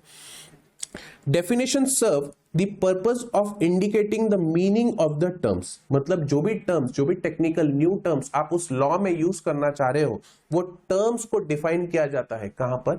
सेक्शन 2 में। They serve as important tools of interpretation. क्यों? क्योंकि अब सपोज मान के चलिए कंपनी लॉ आप पढ़ रहे हो और कंपनी इस शब्द का ही मीनिंग एक्ट ने डिफाइन नहीं किया। इससे क्या क्या हो सकता है? इससे बहुत सारी भसड़ मच सकती है। अगर कंपनी को ही उन्होंने डिफाइन नहीं किया तो कंपनी, ये पर्टिकुलर बिजनेस एंटिटी क्या होगी ये आपको पता ही नहीं चलेगा। तो ये एक्ट किस प्रकार की बिजनेस एंटिटी पे एप्लीकेबल होगा ये भी बात वेग रह जाएगी, कंफ्यूजिंग रह जाएगी। इसलिए टर्म्स को डिफाइन करना बहुत ज्यादा जरूरी होता है ताकि कंफ्यूजन ना हो, कंफ्यूजन पूरी तरह हट जाए। तो ये टर्म्स डिफाइन करने के लिए सेक्शन 2 का यूज होता है। They serve as important tools of interpretation. Despite performing an explanatory role, they also lend weight to the substantive portion of a bill by determining their application and interpretation. इसीलिए section 2 को interpretation clause भी कहा जाता है। क्यों? क्योंकि section 2 में जो टर्म्स डिफाइन किए गए हैं उससे आप लॉ को सही तरीके से इन्फर कर पाओगे, इंटरप्रिटेट कर पाओगे। ठीक है, इंटरप्रिटेशन के लिए बहुत ज्यादा इंपॉर्टेंट होता है कि आपको हर वर्ड का मीनिंग पता हो। करेक्ट है या नहीं? बिल का ही एग्जांपल लेते हैं। अगर टर्म बिल मैं आपको लॉ के नजरिए से डिफाइन नहीं करूं तो बिल और क्या होता है? बिल तो वो भी होता है जो आप कुछ खरीदते हो तो आपको मिलता है, जो रिसीट आपको मिलती है वहां पर भी आपको बिल मिलता है, आपको मोबाइल का भी बिल आता है। एक ही शब्द के दो मीनिंग हो गए। अगर इसे डिफाइन नहीं किया जाए, प्रॉपरली आपको बताया नहीं जाए कि लॉ में बिल का मतलब प्रपोज्ड लेजिस्लेशन होता है, तो आप तो दोनों मीनिंग ले सकते हो, हाँ या ना? इसीलिए हर एक टर्म को क्लियरली डिफाइन करना जरूरी है। तो जब हम कंपनी लॉ भी पढ़ेंगे तब हम देखेंगे कि हर एक टर्म को कितने अच्छी तरीके से उन्होंने डिफाइन किया है ताकि स्पेसिफिकली आपको यह समझ सके कि एग्जैक्ट मीनिंग उस टर्म का क्या है। Further, where a term has a settled meaning, it would be advisable to use the term in the same sense unless it becomes necessary to redefine it. Definitions should ideally be placed at the beginning of the bill. However, definitions which are applicable to only a chapter or clause may be placed at the beginning of such chapter or such clause as the case may be. कहने का मतलब क्या है? Simple मतलब वो ये बोल रहा है कि जनरली अगर एक्ट में कोई टर्म बहुत बार यूज हो रहा है तो प्रपोज क्या किया गया है? प्रपोज ये किया गया है कि उस टर्म को आप बिल के स्टार्टिंग में ही डिफाइन कर दो ताकि सभी को मीनिंग शुरुआत से पता रहे। बट अगर कोई पर्टिकुलर टर्म पूरे एक्ट में कहीं नहीं दिख रहा और एक स्पेसिफिक प्रोविजन एक स्पेसिफिक सेक्शन में दिख रहा है तो हो सकता है उस पर्टिकुलर सेक्शन में ही उसे डिफाइन किया गया हो। ठीक है, तो ऐसे स्पेसिफिक डेफिनेशंस पे भी हम ध्यान रखेंगे।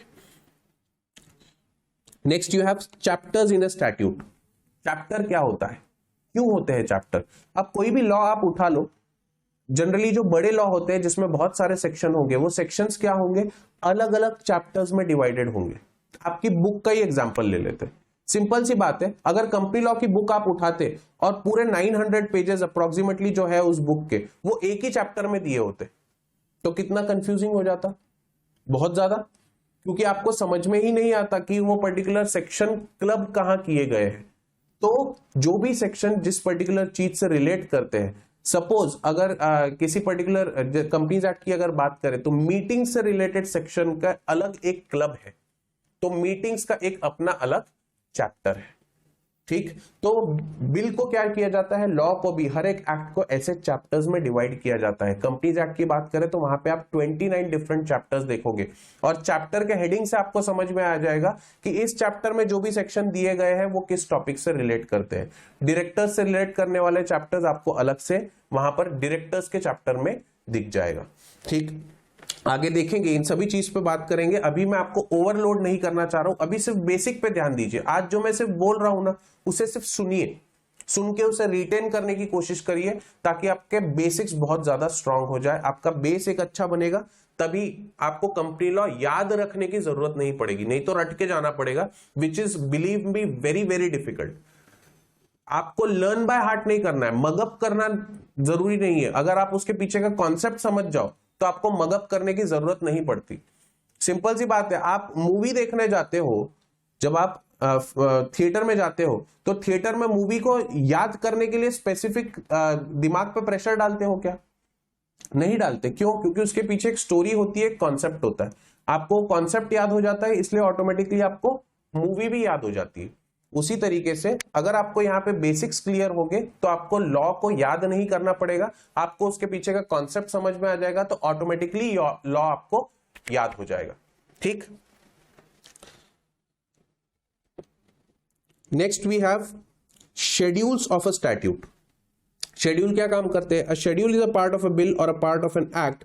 Bills may have number of schedules that appear after the main clauses in the text. They are often used to spell out in more detail how the provisions of the bill are to work in practice. अब schedule का काम क्या होता है?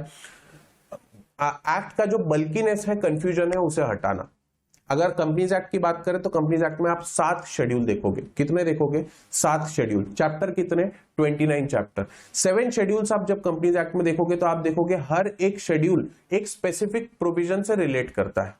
जैसे schedule 3 की बात करें तो बैलेंस शीट बताता है कि कंपनी की बैलेंस शीट किस तरीके से बनाई जानी चाहिए। Then you have a specific schedule for depreciation.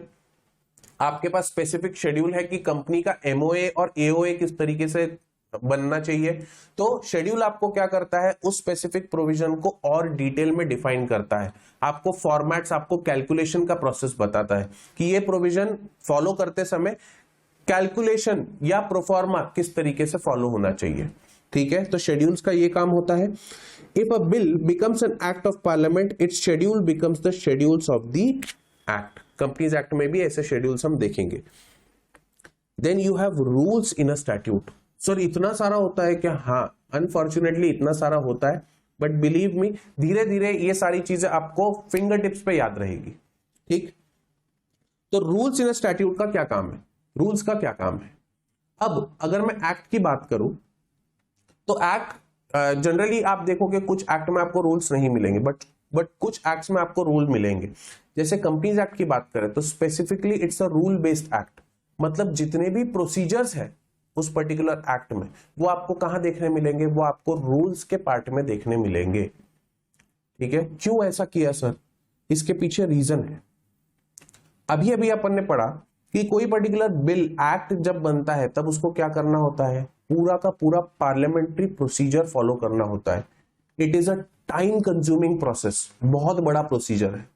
अब अगर कंपनीज एक्ट में कोई पर्टिकुलर फॉर्म का नाम दिया है, सपोज नेम एप्लीकेशन, कंपनी का नाम अप्लाई करने के लिए एक फॉर्म आपको दिया है जिसको मान लेते हैं नाम फॉर्म 1। ठीक है, नेम एप्लीकेशन के लिए आपको फॉर्म 1 भरना होगा। ये कहां लिख दिया? ये आपने लिख दिया सेक्शन में। अब कल के दिन आपको इस फॉर्म का नाम फॉर्म 1 से चेंज करके फॉर्म ए करना है, तो क्या करना पड़ेगा? पूरा का पूरा सेक्शन अमेंड करना पड़ेगा, मतलब पूरा का पूरा एक्ट अमेंड करना होगा। और वो एक्ट अमेंड करने के लिए प्रोसीजरल फॉर्मेलिटी पार्लियामेंट की फॉलो करनी होगी। एक छोटी सी चीज, सिर्फ फॉर्म का क्या करना है? नाम चेंज करना है, उसके लिए क्या करना पड़ेगा? पूरा पार्लियामेंट्री प्रोसीजर फॉलो करना पड़ेगा। उससे बेटर जो लॉ मेकर्स है उन्होंने क्या कहा कि कंपनीज एक्ट में प्रोसीजरल पार्ट को लेके इतना आप टीडीएस प्रोसेस मत रखो, इसको एक रूल बेस्ड एक्ट बनाओ। मतलब जो सब्सटैंटिव लॉ है, मतलब जो समझाने लायक कॉन्सेप्ट है, वो आप कहां दो? एक्ट में दो। और उसके जो प्रोसीजर्स है उसके डिटेल्स आप कहां पर दो? रूल्स में दो। इससे फर्क क्या पड़ा? सर एक्ट को अमेंड करने के लिए तो पार्लियामेंट्री प्रोसीजर लगेगा, बट अगर मैं रूल्स की बात करूं तो रूल्स में किसी भी प्रकार का चेंज लाने के लिए आपको पार्लियामेंट्री अप्रूवल नहीं लगता। मिनिस्ट्री को पावर दे दिया जाता है कि वो जब चाहे तब उस रूल में चेंज ला सकती है। कंपनीज एक्ट में ये पावर सेंट्रल गवर्नमेंट के पास दिया गया है, या मिनिस्ट्री ऑफ कॉर्पोरेट अफेयर्स जिसे हम कहते हैं। तो अगर अब जब अगर रूल में फॉर्म 1 दिया है और उसे आपको फॉर्म ए करना है, तो अब मिनिस्ट्री को मियरली क्या करना होता है? नोटिफिकेशन पास करके और रूल में ये चेंज आ गया है ये जनरल पब्लिक को बताना होता है, और तुरंत आप फॉर्म 1 का नाम एक दिन में फॉर्म ए में चेंज कर सकते हो। करेक्ट? तो this is ease of execution. इससे क्या हो गया? मिनिस्ट्री को उस लॉ को एग्जीक्यूट करना, एग्जीक्यूटिव बॉडी को वो लॉ को एप्लीकेबल करना ज्यादा आसान हो गया। तो rules help govern a law they are secondary in nature and in the sense that they do not have independent existence of their own. मतलब रूल एक्ट नहीं है, अगर एक्ट नहीं तो उसके रूल्स की कोई वैल्यू नहीं रहेगी, जब तक एक्ट है तभी तक उसके रूल्स एप्लीकेबल होंगे. तो it is secondary in nature, it is not independent. They are made to make the parent act work and the rules provide for the details that have not been provided for in the act.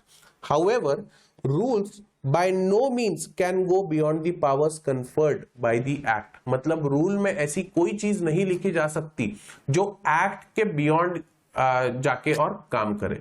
तो act को supersede करती हुई चीजें आपको कभी भी rule में नहीं दिखेगी, एक्ट को सपोर्ट करती हुई चीज ही आपको हमेशा रूल में दिखेगी. क्लियर है क्या सभी को? ठीक है, चलिए, अगर यहां तक बात समझ में आई तो अब आपको समझ में आ गया है कि एक बिल स्टैट्यूट में कैसे कन्वर्ट होता है. आपको यह समझ में आ गया कि स्टैट्यूट का स्ट्रक्चर क्या होता है. आपको यह भी पता चल गया कि सेक्शन कैसे पढ़ा जाता है. आपको यह भी पता चल गया कि रूल्स का एक्ट में क्या महत्व होता है.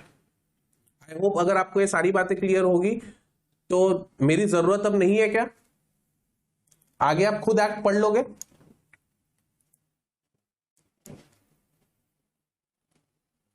ये स्टडी मटेरियल है विशेष, आपको मिल जाएगा. आप वो क्लास के बाद भी पूछ सकते हो. ऐप में आप अगर स्क्रॉल करोगे सिर्फ तो आपको दिख जाएगा स्टडी अप्री. यस, तो होपफुली ऐसा ना हो. अगर ऐसा हो गया कि आप एक्ट खुद ही पढ़ना स्टार्ट कर दे स्टार्टिंग से तो मेरी जरूरत नहीं पड़ेगी. बट आई होप कि क्लास के अंत तक आप उतने केपेबल हो जाओ कि आप कोई भी लॉ, कोई भी एक्ट को उठाओ तो आप खुद पढ़ के उसे इंटरप्रेट कर सको, ताकि आप मुझ पर डिपेंडेंट ना रहो. ठीक, चलिए, few important terminologies you should know.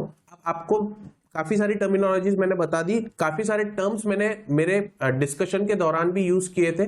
उन टर्म्स को एक बार समझ लेते, थोड़ा उनके बारे में भी जानकारी ले लेते. जैसे एक टर्म मैंने यूज किया था ऑफिशियल गजेट.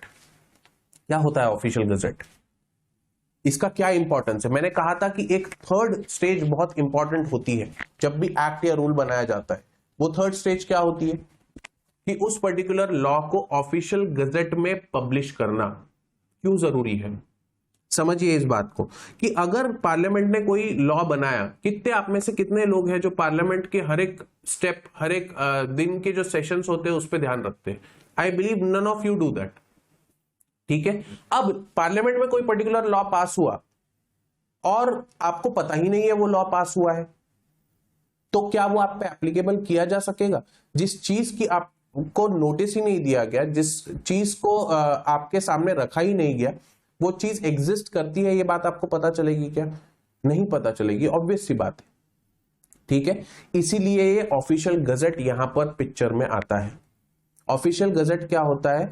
ऑफिशियल गजेट एक तरीका होता है जिससे गवर्नमेंट क्या करती है, जो भी अपने डिसीजन है, जो भी अपने पॉलिसीज है, वो सिटीजन्स तक पहुंचाती है. पुराने जमाने में क्या होता था? पुराने जमाने में जब राजा महाराजाओं का जमाना था, तब कोई भी लॉ पास होता था तो क्या होता था? नगाड़ा बजाया जाता था. चौक पे खड़े होके एक आदमी नगाड़ा बजाता था और बोलता था कि हाँ, ये पर्टिकुलर लॉ पास किया जा रहा है, ये कानून आज से सभी जो नागरिक है उनके ऊपर ये कानून लगाया जाएगा, ये टैक्स लगाया जाएगा. ये क्या करता था? वो नगाड़े वाला इंसान चौक पे खड़े होके और चिल्लाता था. अब जब हम इतने मॉडर्न हो गए हैं, जब हमारे पास पब्लिश करने की ताकत है, इंटरनेट की ताकत है, हमारे पास बुक्स प्रिंट करने की ताकत है, तो आज भी आपको ऐसा लगता है क्या कि जब भी कोई लॉ पास होगा तो मोदी जी या अमित शाह जी जाके चौक पर खड़े होकर नगाड़ा बजाएंगे कि हाँ, ये पर्टिकुलर लॉ पास होना चाहिए? ऐसा है क्या? ऐसा नहीं है. क्यों नहीं है? क्योंकि अब ऑफिशियल गजेट है. ऑफिशियल गजेट क्या है? Official gazette of India is a public journal and an authorized legal document of the government of India. तो ऑफिशियल गजेट ऑफ इंडिया वो जगह है जहां पर गवर्नमेंट अपनी पॉलिसीज और लॉ क्या करते हैं? पब्लिश करते हैं, ताकि वो कॉमन पब्लिक तक पहुंच पाए. तो it is a mode through which something is announced to the public at large. तो ऑफिशियल गजेट आप देख सकते हो, गूगल पे सर्च करोगे आपको वेबसाइट भी मिल जाएगी और तुरंत ऑफिशियल गजेट भी मिल जाएगा. जाइए जरा जाके एक्सप्लोर करके देखिए, क्योंकि अब ये आपके डे इन डे आउट आपको अब ऑफिशियल गजेट पे नजर रखनी होगी. Next you have notification. What is a notification? A notification is a public notification in the official gazette on the existing provision of the act and is issued in exercise of certain powers derived by the legislative enactment or provision. तो notification क्या होता है? किसी भी चीज को notify करना, किसी भी चीज को आपके attention में लाना.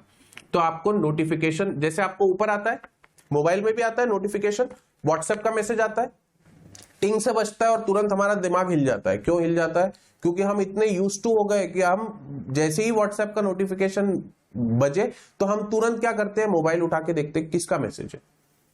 वो नोटिफिकेशन का काम क्या है? आपका अटेंशन सीक करना. तो यहां पर भी गवर्नमेंट क्या करती है, सेंट्रल गवर्नमेंट को रूल में किसी भी प्रकार का चेंज लाना हो, आपका अटेंशन वो कैसे सीक करेंगे? आपका अटेंशन वो सीक करेंगे बाय इशूइंग अ नोटिफिकेशन. और उसे कहां पब्लिश करेंगे? ऑफिशियल गजेट में पब्लिश करेंगे. तो ऐसे कई सारे नोटिफिकेशन हम कंपनीज एक्ट या कंपनी लॉ का जो आपका सब्जेक्ट है वो पढ़ते समय भी देखेंगे कि गवर्नमेंट ने समय समय पे कई सारे नोटिफिकेशन इशू किए और उसके द्वारा कई सारे चेंजेस लॉ में लाए गए. ठीक है, तो जब भी सेंट्रल गवर्नमेंट कोई भी चीज पब्लिक एट लार्ज को इन जनरल अनाउंस करना चाहती है, उनका अटेंशन सीक करना चाहती है या रूल्स में कोई चेंज लाना चाहती है, तो वो क्या करती है? एक नोटिफिकेशन उस रिलेशन में इशू करती है. ठीक, ऐसा ही नोटिफिकेशन आईसीएसआई भी रिलीज करता है आपके लिए, जिससे आपको पता चलता है, जो हमारे वेबसाइट पे भी आपको देखने मिलता है, हमारे चैनल पे भी आपको साहिल सर भी आके बताते हैं आपको कि ये पर्टिकुलर नोटिफिकेशन आया है और ये स्टूडेंट्स के लिए इंपॉर्टेंट है. क्यों बताते हैं? क्योंकि वो नोटिफिकेशन क्या किया है, उस पर्टिकुलर अथॉरिटी ने आपके लिए इशू किया है, ताकि आपको पता चल सके कि वो अथॉरिटी क्या करने वाली है. What is next? Then you have press release. Press release आप लोगों को जनरली पता ही होगा, सीएसईटी में भी था, कम्युनिकेशन बिजनेस कम्युनिकेशन में प्रेस रिलीज आपको था. प्रेस रिलीज क्या होता है? Written statement about a particular matter which is of public interest. Public at large को कोई चीज मुझे बतानी है जिसमें पब्लिक इंटरेस्ट इन्वॉल्व है, तो मैं क्या करूंगा? प्रेस रिलीज करूंगा. मतलब प्रेस रिलीज मतलब अब वो प्रेस रिलीज करने के बाद जितने भी न्यूज़पेपर्स है, जितने भी वेबसाइट्स, न्यूज वेबसाइट्स है, वो सब क्या करेगी? उस पर्टिकुलर प्रेस रिलीज को पब्लिश करेगी ताकि वो ज्यादा से ज्यादा लोगों तक फैल सके और उन्हें अनाउंसमेंट पता चल सके. Then you have circular. Sir notification से भी आप कोई चीज अनाउंस कर रहे हो, प्रेस रिलीज से भी आप कोई चीज अनाउंस कर रहे हो, उसके अलावा सर्कुलर क्यों इशू किया जा रहा है? सर्कुलर का जॉब क्या होता है ये भी समझ लेते हैं. अब कोई एक्ट एप्लीकेबल किया गया, कंपनीज एक्ट ही एप्लीकेबल किया गया. कंपनीज एक्ट एप्लीकेबल होने के बाद जब आप वो लॉ को फॉलो करना चालू करोगे तो हो सकता है कुछ कुछ पार्ट में आपको कंफ्यूजन हो या कुछ पार्ट में आपको डिफिकल्टी आए, जहां पे आपको प्रोविजन या लॉ समझ में ही ना आ रहा हो. तो आप क्या करोगे? आप क्वेश्चन रेस करोगे. जैसे मैं आपको कंपनी लॉ पढ़ा रहा हूं, आपको कोई क्वेरी आई तो आप क्या करते हो? तुरंत चैट पे आप लिखते हो और बोलते हो कि सर ये पर्टिकुलर कंफ्यूजन है, हमें ये पर्टिकुलर क्वेरी है, इसे क्लेरिफाई करिए. ये जो क्लेरिफिकेशन है वो किसके द्वारा दिया जाता है? सर्कुलर के द्वारा दिया जाता है. जब भी मिनिस्ट्री के सामने कोई पर्टिकुलर क्वेश्चन पोज किया जाता है और बहुत सारे लोगों ने सिमिलर क्वेश्चन पोज किया है, तो अब हर एक को जवाब देने से अच्छा गवर्नमेंट क्या करेगी? एक सर्कुलर इशू कर देगी to resolve that particular query. So a circular is an internal memo or note of the ministry or the department which may clarify certain aspect of law and explanation. It may be superseded by yet another circular or legislative amendment. तो circular क्या किया जा सकता है? Circular को supersede किया जाता है by making a law for the same. Circular generally क्या करता है? आपकी क्वेरीज को रिजॉल्व करता है, क्लेरिफाई करता है, आपको ज्यादा डिटेल में ये बात समझाता है कि ये पर्टिकुलर जो क्वेश्चन रेज किया गया है मिनिस्ट्री के सामने उसका सोल्यूशन क्या है. ठीक है, नेक्स्ट टर्म देखते हैं क्या है. नेक्स्ट टर्म है amendment act. Again sir amendment act क्यों पढ़ना जरूरी है? अमेंडमेंट एक्ट इसलिए पढ़ना जरूरी है बेटा क्योंकि जब भी आपका अटेम्प्ट रहेगा उसके पहले जो भी अमेंडमेंट्स आएंगे वो आपको एप्लीकेबल होंगे. अब वो अमेंडमेंट कहां से आ रहे हैं ये आपको कैसे पता चलेगा? आपको रिसर्च करना है इसके लिए. क्या कोई अमेंडमेंट एक्ट पास हुआ है क्या? जैसे अभी अभी रिसेंटली एक अमेंडमेंट एक्ट पास हुआ है, कंपनीज अमेंडमेंट एक्ट 2020. उसके पहले 2019 में भी एक अमेंडमेंट एक्ट पास हुआ था, 2015 में भी हुआ था, 2017 में भी हुआ था। तो अमेंडमेंट एक्ट बेसिकली क्या करता है, अमेंडमेंट एक्ट अमेंडमेंट लेके आता है, चेंज लेके आता है उस पर्टिकुलर लॉ में। And amendment act is essentially either a correction, मतलब पहला लॉ बनाते समय कोई गलती हो गई, उस गलती को करेक्ट करना है तो क्या करेंगे, नया अमेंडमेंट एक्ट पास करके उसमें करेक्शन ला सकते हैं। अब कोई चीज छूट गई, ऐड करनी है तो एडिशन भी अमेंडमेंट एक्ट के थ्रू हो सकता है। कोई चीज निकालनी है एक्ट में, रिडेंडेंट है, कोई काम की नहीं है, तो उसे ओमिशन भी अमेंडमेंट एक्ट के थ्रू किया जा सकता है। या किसी पर्टिकुलर सेक्शन का लैंग्वेज आपको चेंज करना है तो वो लैंग्वेज में चेंज भी आप क्या कर सकते हो, मतलब ऑल्ट्रेशन भी अमेंडमेंट एक्ट के थ्रू कर सकते हो। And likewise to an existing law और statute it comes in many varieties up to and including the process of altering something through either parliamentary और कॉन्स्टिट्यूशनल प्रोसीजर। तो अमेंडमेंट एक्ट पास करने के लिए भी वो क्या कह रहा है, पार्लियामेंट्री प्रोसीजर या कॉन्स्टिट्यूशन में दिया गया जो प्रोसीजर है वो फॉलो करना जरूरी है, तभी वो amendment act public at large के लिए एप्लीकेबल किया जा सकेगा।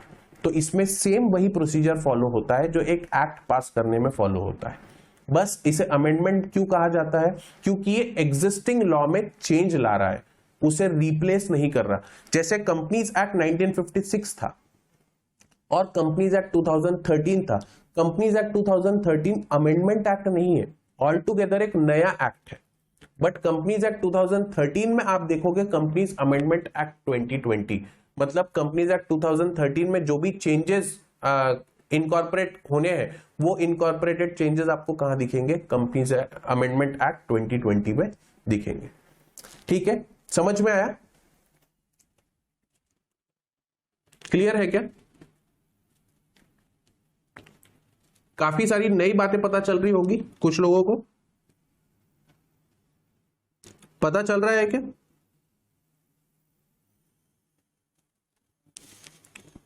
यस।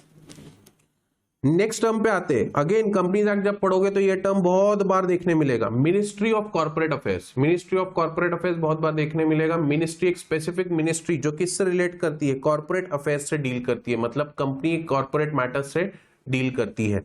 अभी कौन है minister, ministry of corporate affairs, minister कौन है अभी? किसकी स्पीच पर्टिकुलरली आपके सिलेबस में चेंज ला सकती है? ऐसे पर्सन को तो ध्यान में रखना चाहिए कि जिसका स्पीच आपके सिलेबस में चेंज ला सके। कौन है अभी मिनिस्ट्री ऑफ कॉर्पोरेट अफेयर्स को कौन हेड कर रहा है?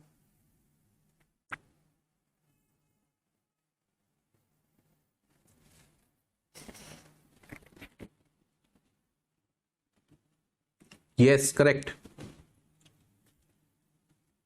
Yes, exactly. तो ministry of corporate affairs is a ministry that is primarily concerned with the administration of companies act 2013, the Companies Act 1956, the Limited Liability Partnership Act 2008, Insolvency and Bankruptcy Code 2016 and other allied laws or acts and rules and regulations framed thereunder। कहने का मतलब क्या, ministry of corporate affairs जो कि एक executive body है जो ये मेक श्योर करती है कि जो भी लॉ पार्लियामेंट द्वारा पास किया गया है उसे प्रॉपरली एग्जीक्यूट किया जा सके। ठीक है, ये एग्जीक्यूटिव बॉडी अभी किन किन एक्ट्स के लिए रिस्पॉन्सिबल है? ये है कंपनीज एक्ट के लिए रिस्पॉन्सिबल, मतलब कंपनीज एक्ट में कोई भी चेंज लाना है तो किससे, कौन करेगा वो change? Ministry of corporate affairs करेगा। उसी के साथ साथ कुछ प्रोविजन जो अभी भी कंपनीज एक्ट 1956 के एप्लीकेबल है उसका भी एग्जीक्यूशन यही मिनिस्ट्री देखती है। अब सिर्फ कंपनीज एक्ट तक इनका पावर लिमिटेड नहीं है, ये लिमिटेड लाइबिलिटी पार्टनरशिप एक्ट 2008 भी देखती है, और साथ ही में बिजनेस बंद करने की प्रक्रिया, मतलब वाइंडिंग अप प्रोसीडिंग्स जो होती है लिमिटेड लाइबिलिटी या एलएलपी की मैं बात करूं या कंपनीज की बात करूं, तो अब क्या एप्लीकेबल है? Insolvency and bankruptcy code 2016 applicable है, उसको भी कौन देखता है? यही मिनिस्ट्री देखती है। और इसके अलावा इनसे रिलेटेड जो भी अदर लॉज है उनका भी responsibility ministry of corporate affairs को ही दिया गया है। प्रेस रिलीज यहां पे रिपीट हो गया है, कोई बात नहीं, इंक हमारे पास भी ज्यादा थी और आप भी एक और बार पढ़ लोगे तो क्या ही हो जाएगा, बट हाँ हम उसमें चेंजेस जरूर कर देंगे। नेक्स्ट टर्म जो मुझे लगता है कि आपके लिए इंपॉर्टेंट है, अगेन ऑर्डिनेंस। ये सारे जो टर्म है, ये सारी जो चीजें हैं, बिलीव मी मुझे कोई खुशी नहीं मिल रही कि मैं आपका सिलेबस बढ़ाऊं। ये सिलेबस मैं बढ़ाने के लिए नहीं कर रहा हूं, ये टर्म्स आपके लिए इंपॉर्टेंट है इसलिए मैं इसे एक्सप्लेन कर रहा हूं, कहीं पे और इसे एक्सप्लेन नहीं किया जाता। मैं स्पेसिफिकली इस पे लेक्चर इसलिए रखता हूं ताकि आपके स्टार्टिंग से बेसिक्स क्लियर रहे। तो ऑर्डिनेंस क्यों मैंने जोड़ा, क्योंकि कंपनीज एक्ट में पास्ट में ऐसे 3 ऑर्डिनेंस ऑलरेडी पास किए गए हैं जो मैंने यहां पर आपको बताए हैं। Companies amendment ordinance 2018, companies amendment ordinance 2019 और सेकेंड अमेंडमेंट ऑर्डिनेंस 2019। अब ये तीनों ऑर्डिनेंस आपके लिए एप्लीकेबल है। ऑर्डिनेंस क्या होता है ये समझते हैं। किसी को पता है कि ऑर्डिनेंस क्या होता है? Yes, very correct, temporary law. क्यों टेम्पररी लॉ बोल रहा है? कई सारे बच्चे लिख रहे हैं टेम्पररी लॉ होता है सर। क्यों टेम्पररी लॉ होता है? देखिए, जब भी लॉ बनाना है तो आपको क्या करना पड़ेगा? पार्लियामेंट्री प्रोसीजर फॉलो करना पड़ेगा। मतलब आपको एक फंक्शनल गवर्नमेंट लगेगी। अगर फंक्शनल गवर्नमेंट नहीं है, जैसे at the time of election, जब इलेक्शन कंडक्ट होते रहते तब आपके पास फंक्शनल गवर्नमेंट नहीं होती, तब किसी भी प्रकार का लॉ पार्लियामेंट द्वारा पास नहीं किया जा सकता। बट ऐसी कोई इमरजेंसी सिचुएशन आ गई कि कोई पर्टिकुलर लॉ पास होना ही चाहिए, नहीं तो हो सकता है उथल पुथल मच जाए कंट्री में। तो क्या करेंगे हम? फंक्शनल गवर्नमेंट होने तक रुकेंगे क्या? नहीं। तब पावर किसके पास जाता है? प्रेसिडेंट या स्टेट के केस में गवर्नर के पास पावर जाता है कि वो क्या कर सकते हैं कि एक शॉर्ट पीरियड के लिए, एक कम समय के लिए क्या कर सकते हैं? एक ऑर्डिनेंस पास कर सकते हैं जिसका एक लिमिटेड पीरियड रहेगा, और वो ऑर्डिनेंस बाद में जब फंक्शनल गवर्नमेंट आ जाएगी तब उसी ऑर्डिनेंस को वो एक्ट की तरह या लॉ की तरह पास कर सकती है by following the parliamentary procedure. ये पावर किसने दिया? कॉन्स्टिट्यूशन ने दिया है। आपने कॉन्स्टिट्यूशन पढ़ा था, सीएसईटी में पढ़ा था, वहां पे आपको ऑर्डिनेंस मेकिंग पावर वहां पे भी पता चला होगा, आपको हमारे लेक्चर्स में भी ये पता चला होगा, जरूर समझाया होगा कि ऑर्डिनेंस क्या होता है। Ordinances are like a law but not enacted by the parliament but rather promulgated by President of India when Lok Sabha and Rajya Sabha or either of those houses is not in session। मतलब functional नहीं है। Parliament के जो 2 houses है वो अभी functional नहीं है, तो सिर्फ बचा कौन? प्रेसिडेंट। तो प्रेसिडेंट के पास पावर दिया गया कि वो क्या कर सकते हैं? ऑर्डिनेंस पास करके टेम्पररी पीरियड के लिए किसी एक पर्टिकुलर लॉ को एप्लीकेबल कर सकते हैं। Union Cabinet's recommendation is a must for an ordinance to be promulgated. Using ordinances, immediate legislative actions can be taken. तो इमीडिएटली आप कोई भी लॉ पास कर सकते हो। 6 महीने के लिए जनरली इनकी वैलिडिटी होती है। 3 ऑर्डिनेंसेस कंपनीज एक्ट 2013 ने अभी तक देखे, और ये उसी समय देखे जब इलेक्शन हो रहे थे। ठीक, कौन से थे? ऑर्डिनेंस 2018 का, 2019 का, और ऑर्डिनेंस दूसरा सेकेंड ऑर्डिनेंस भी 2019 का। नेक्स्ट, बहुत इंपॉर्टेंट, प्रेसिडेंट्स और केस लॉस। क्या इंपॉर्टेंस है सर? आप बहुत सारे केसेस पढ़ते हो। आपने सीएसईटी के समय में ली वर्सेस ली फार्मिंग देखा, आपने सोलोमन वर्सेस सोलोमन देखा। क्यों केसेस पढ़ रहे हो? लॉ तो आपके पास, एक्ट तो ऑलरेडी है, प्रोविजंस आपके पास ऑलरेडी है, तो केस स्टडी पढ़ने की क्यों जरूरत? केस स्टडी के नाम याद रखने की क्यों जरूरत? क्या है, हर कंट्री में होता है क्या ऐसा? हर कंट्री में केस लॉ का इंपॉर्टेंस होता है क्या? क्या लगता है आपको? सभी कंट्रीज में है? यस, कई सारे बच्चे लिख रहे हैं landmark judgement for future similar cases. ये बेसिकली प्रेसिडेंट का काम होता है, बट बिलीव मी ये सभी कंट्रीज में ऐसा नहीं है। कुछ कंट्रीज ये प्रोसीजर फॉलो नहीं करती, उनको पास में हुए केसेस से कोई मतलब नहीं। उनका जो जुडिशियल प्रोसेस है वो सीधा क्या देखता है, कानून में क्या लिखा है, इस पर्टिकुलर केस में क्या एप्लीकेबल होगा, दैट्स इट। वहां पे केस स्टडी या प्रेसिडेंट का कोई इंपॉर्टेंस नहीं है। हाँ, वो कंट्रीज जो कॉमन लॉ सिस्टम अडॉप्ट करती है, मतलब जनरली अंग्रेजों के द्वारा, ब्रिटिशर्स द्वारा जो गवर्न कंट्रीज है, वो इस प्रेसिडेंट सिस्टम को फॉलो करती है। वो क्या देखती है? वो ये देखती है कि जुडिशरी में, मतलब जजेस में एक जो ऊंच नीच है वो ना हो, ताकि एक जैसा लॉ पूरी कंट्री में फॉलो किया जा सके। तो जजेस के इंटरप्रिटेशन की यहां पे बहुत ज्यादा वैल्यू की जाती है। मतलब किसी एक पर्टिकुलर केस में, किसी पर्टिकुलर सर्कमस्टांस में जज ने क्या डिसीजन दिया, ये बहुत ज्यादा हमारे लिए इंपॉर्टेंट होता है। ये कहां देखने मिलेगा? कॉमन लॉ कंट्रीज में आपको बहुत ज्यादा देखने मिलेगा। कॉमनवेल्थ कंट्रीज से आप याद रख सकते हो, कॉमन लॉ कंट्रीज, ब्रिटिशर्स द्वारा govern countries. Common law countries में प्रेसिडेंट्स का इंपॉर्टेंट क्या होता है? It gives you a doctrine of president, Fairlie simple, says that judges must follow past decisions to ensure certainty। ताकि क्या हो, जनरली हर case में आपको पता हो कि डिसीजन क्या है। अगर सिमिलर सर्कमस्टांसेस पहले कोर्ट में डिस्कस हुए हो तो नेक्स्ट केस में जज का समय ज्यादा वेस्ट ना हो और जज क्या करे, सिंपली उस पर्टिकुलर डिसीजन को वापस फॉलो कर ले, ताकि एक जैसा लॉ पूरी कंट्री में हो और सर्टेनिटी हो लॉ में। Same cases are treated alike and the inferior courts must bow to the decisions of the superior court। ये बहुत इंपॉर्टेंट है प्रेसिडेंट में कि जो इंफीरियर कोर्ट है उनके ऊपर ऑब्लिगेशन होता है कि they can not go beyond the decision of the superior court. कहने का मतलब हाई कोर्ट सुप्रीम कोर्ट के डिसीजन के आगे जाके डिसीजन नहीं दे सकती। अगर एग्जांपल लेते हैं, अगर साइकिल चोरी का केस है, वैसे तो इतना छोटा केस सुप्रीम कोर्ट तक पहुंचेगा नहीं, बट फिर भी एग्जांपल लेने के लिए मैं आपको बता रहा हूं। साइकिल चोरी का केस है।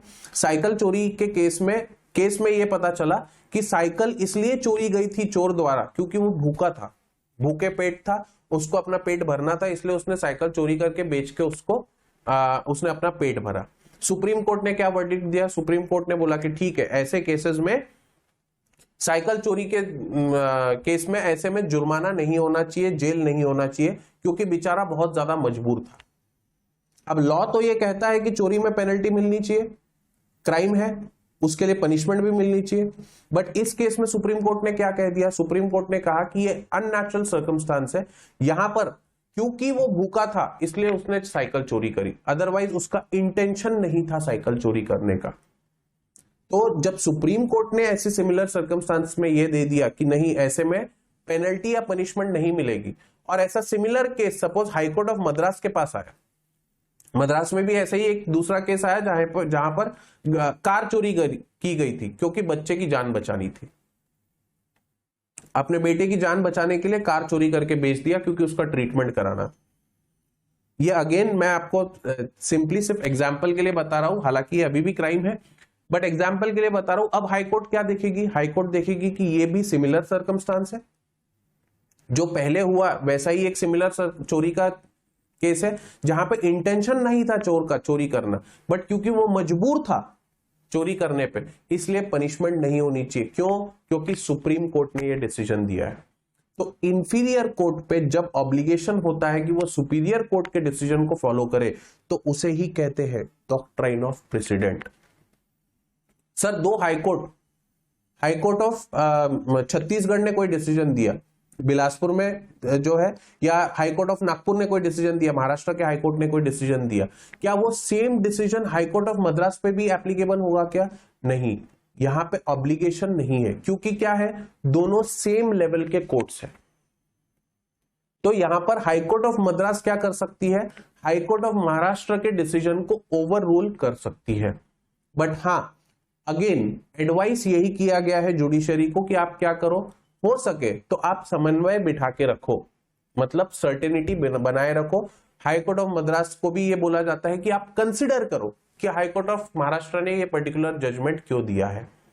तो सिमिलर कोर्ट्स पे ऑब्लिगेशन नहीं होता, बट इंफीरियर कोर्ट पे सुपीरियर कोर्ट का ऑब्लिगेशन होता है। बात समझ में आ रही है क्या? जैसे डिस्ट्रिक्ट कोर्ट पे ऑब्लिगेशन है कि वो क्या करे, हाईकोर्ट के डिसीजन को फॉलो करे। हाईकोर्ट के पे ऑब्लिगेशन है कि वो सुप्रीम कोर्ट के डिसीजन फॉलो करे। बट दो हाईकोर्ट्स के बीच में ऐसा कोई भी ऑब्लिगेशन नहीं है।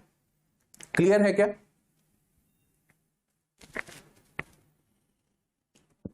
पूरा doctrine of president. Yes, okay, बहुत सारे यस आ गए। मतलब अगर किसी को कोई डाउट है तो प्लीज आप क्लास के बाद भी जरूर मुझे पूछ सकते हो डाउट। आपको पता है डाउट्स कैसे पूछने हैं। तो आगे बढ़ते हैं अब इस चैप्टर के लास्ट पार्ट पे, how to read a case law. Case citation read कैसे करना। आपको केस लॉ दिया रहता है, सोलोमन वर्सेस सोलोमन, आगे SC लिखा होता है, एक कुछ नंबर लिखा होता है। कितने लोगों को पता है कि वो केस लॉ कैसे पढ़ना है? जनरली स्टूडेंट्स को नहीं पता होता, मैं भी जब स्टूडेंट था बिलीव में मुझे भी नहीं पता था, धीरे धीरे पढ़ पढ़ के समझ में आया, रिसर्च करी तब समझ में आया। जनरली ये चीज कोई नहीं बताता, मिस आउट कर जाते हैं, no offence to any faculty, but ये चीज आपको पता होनी जरूरी है। मुझे ऐसा लगता है कि आपको बेसिक्स क्लियर होना चाहिए, तब तो आपको समझ में आएगा कि आप पढ़ क्या रहे हो। आपके सामने एक फॉर्मूला रखा गया है, फॉर्मूले में जितने टर्म्स वेरिएंट्स का यूज किया गया है, आपको एक का भी मीनिंग नहीं पता, आपको क्या करना पड़ेगा, फॉर्मूला रटना पड़ेगा। वेराज अगर आपको वो जो टर्म्स यूज किए गए हैं उसका मीनिंग पता चल जाए, वो क्यों वहां पे है ये पता चल जाए, तो आपको याद नहीं करना पड़ेगा, आपको कॉन्सेप्ट से याद हो जाएगा। तो how to read a case citation, part of a case citation क्या होते हैं, जनरली आपको नाम दिखेंगे, नेम ऑफ द पार्टीज दिखेगा, आपको volume number of the reporter दिखेगा, आपको abbreviated name of that particular case report दिखेगा, देन पेज नंबर दिखेगा और नेम ऑफ द कोर्ट दिखेगा। एग्जाम्पल ले लेते हैं, ज्यादा अच्छे से समझ में आएगा। ठीक है, एग्जाम्पल आपके सामने है, mister Oberoi versus mister Khan का केस है 1998 का। एक मिस्टर ओबेरॉय है जिन्होंने एक मिस्टर खान पे केस किया है। अब ये पर्टिकुलर केस है, आपको सिर्फ ये पढ़ के कैसे समझ में आएगा कि केस किसने किसके ऊपर किया है, मतलब अग्रीव पार्टी कौन है, कौन पर्टिकुलरली जा रहा है कोर्ट से रिलैक्सेशन सॉर्ट करने, कैसे पता चलेगा, देखते हैं। बहुत सिंपल है, जब भी आपको ऐसा केस दिखे तो हमेशा जो फर्स्ट नेम आपको दिखेगा, ये जो फर्स्ट नेम आपको यहां पर दिख रहा है, ये फर्स्ट नेम किसका है, पेटिशनर का नाम है, मतलब ये वो पर्सन है जिसने केस फाइल किया है। ठीक है, वर्सेस ये मतलब किसके अगेंस्ट, किसके अगेंस्ट किया है ये आपको सेकंड नाम में जनरली पता चलता है। सेकंड नाम किसका है, मिस्टर खान, मतलब जिसके अगेंस्ट केस डाला गया है। ये कौन है, रेस्पोंडेंट, क्या कहते हैं इसे, रेस्पोंडेंट कहते हैं। पहला वो नाम जिसने केस फाइल किया है, जिसके अगेंस्ट किया है उसका नाम हमेशा दूसरा दिखेगा। फिर आपको दिखता है यहां पे ईयर, कि ये केस का पर्टिकुलरली डिसीजन किस साल में आया है, तो year of decision.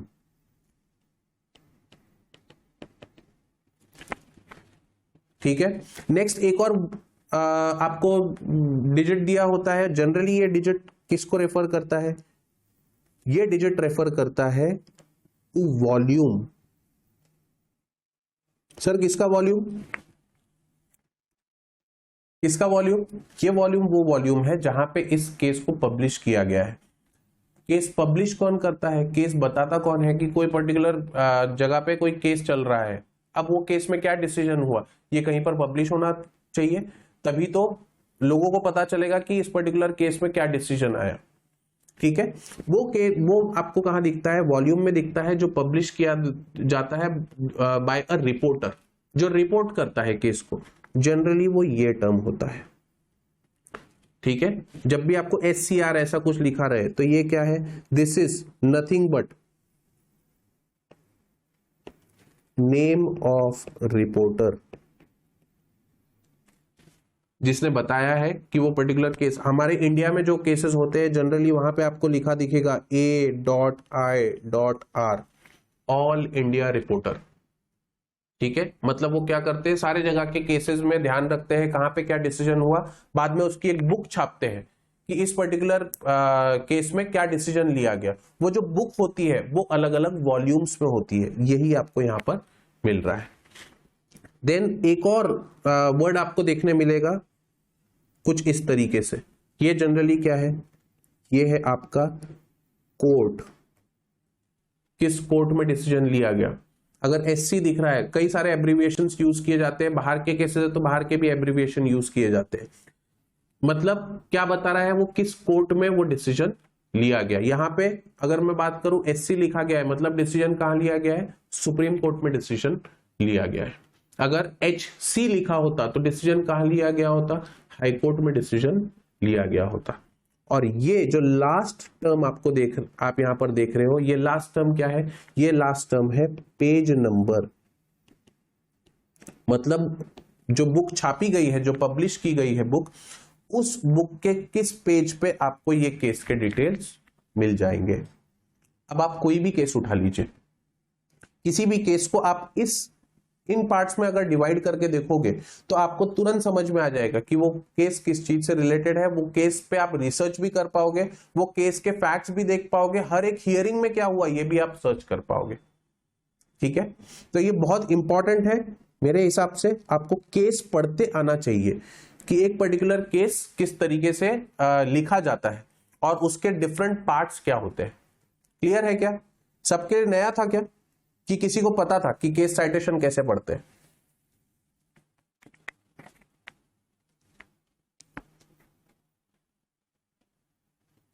Okay, new yes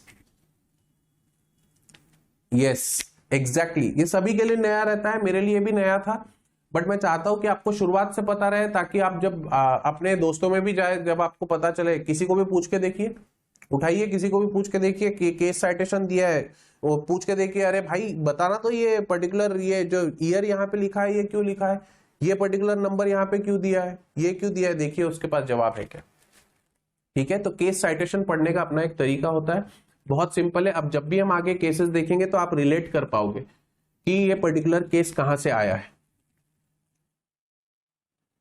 okay, name of the reporter मतलब जैसे पर्टिकुलर कोई केस चलता रहता है तो उस केस में क्या क्या चीजें चल रही है, हर हियरिंग में क्या क्या हो रहा है। जैसे सुशांत सिंह राजपूत का केस चालू था, उसमें हर एक जगह पर क्या, हर हियरिंग में क्या हो रहा है ये किसी को रिपोर्ट करना है। तो लॉ के जो लीगल वर्ल्ड होता है वहां पे ऐसे रिपोर्टर्स होते हैं जो केसेस पे नजर रखते हैं और हर एक अपीयरेंस में क्या क्या चीजें हुई उसका एक लीगल डॉक्यूमेंट मेंटेन करते हैं, सॉर्ट ऑफ मिनट्स मेंटेन करते हैं कि हर एक अपीयरेंस में क्या हुआ, और उसको बाद में पब्लिश करते हैं ताकि पब्लिक एट लार्ज को पता चल सके कि एक पर्टिकुलर केस में क्या हुआ था, हर हियरिंग में क्या चीज कंसिडर करी गई, क्या नहीं कंसिडर करी गई, और फाइनली क्या जजमेंट पास हुआ। तो वो जो काम करता है उसे रिपोर्टर कहते हैं। वॉल्यूम मतलब जो रिपोर्टर जो भी बुक पब्लिश करता है वो अलग अलग वॉल्यूम्स में होती है। जैसे हो सकता है कि 2020 में सुप्रीम कोर्ट ने बहुत सारे डिसीजन पास किए, अब उसको एक बुक में कंपाइल कर पाना मुश्किल है, तो वो क्या करेगा, अलग अलग वॉल्यूम बनाएगा, वॉल्यूम 1, वॉल्यूम 2, वॉल्यूम 3। तो उस साल के जो भी वॉल्यूम से रिलेट करेगा वो वॉल्यूम नंबर यहां पर दिया होता है। चलिए, तो होपफुली आपके काफी सारे बेसिक्स यहाँ पर क्लियर हुए होंगे, आपको पता चला होगा कि लॉ कैसे बनता है, लॉ के क्या पार्ट्स होते हैं, सेक्शन कैसे रीड करना है, केस साइटेशन का क्या इंपॉर्टेंस है, प्रेसिडेंट का क्या इंपॉर्टेंस है। तो अब आपको समझ में आ रहा होगा कि आपका लॉ का सिलेबस एक्चुअली बन कैसे रहा है। आया है क्या समझ में? Yes, thank you so much. Yes, तो अगर सबको आज और किसी को अगर कोई डाउट होगा, अगर अभी नहीं बाद में जो मैंने नोट्स मैंने ऐप में दिए हैं वो नोट्स पढ़ के अगर आपको कोई डाउट आ जाए तो बिल्कुल शर्माइए मत, वो डाउट जरूर पूछिए, हम वो डाउट को जल्द से जल्द क्लियर करेंगे, क्योंकि मैं नहीं चाहता कि कोई भी स्टोन अनटर्न रहे। At the end of the day जब क्लास हो तो आपको जो कॉन्सेप्ट्स मैं पढ़ा रहा हूँ वो कॉन्सेप्ट्स रिटेन करने की क्षमता रहनी चाहिए। प्लस मैं ये आपसे रिक्वेस्ट करूंगा कि जरूर जाइए घर पे जाके एक बार इसे रिवाइज करिए। यहाँ तो आप क्या कर रहे हो, मैं बकबक कर रहा हूँ, मैं ज्ञान दे रहा हूँ, आप वो ज्ञान को सिर्फ सुन रहे हो, बट ये ज्ञान को आपको रिटेन भी करना होगा, आपको अब इसको याद भी रखना होगा। याद रखने के लिए इंपॉर्टेंट क्या है, रिवीजन इंपॉर्टेंट है। और ये सिर्फ सब बोल रहे हैं इसलिए मैं रिवीजन करने नहीं बोल रहा हूँ, साइंटिफिक रीजन है उसके पीछे कि आपको रिवीजन करना जरूरी है ताकि आपका रिटेंशन कैपेसिटी बढ़े। ठीक है, तो इसे रिवाइज करिए एक बार, और अगर कोई डाउट आता है तो मुझसे जरूर पूछिए। होपफुली आज का लेक्चर आपको पसंद आया होगा। नेक्स्ट लेक्चर में फिर मुलाकात होगी, तब तक के लिए हैप्पी लर्निंग।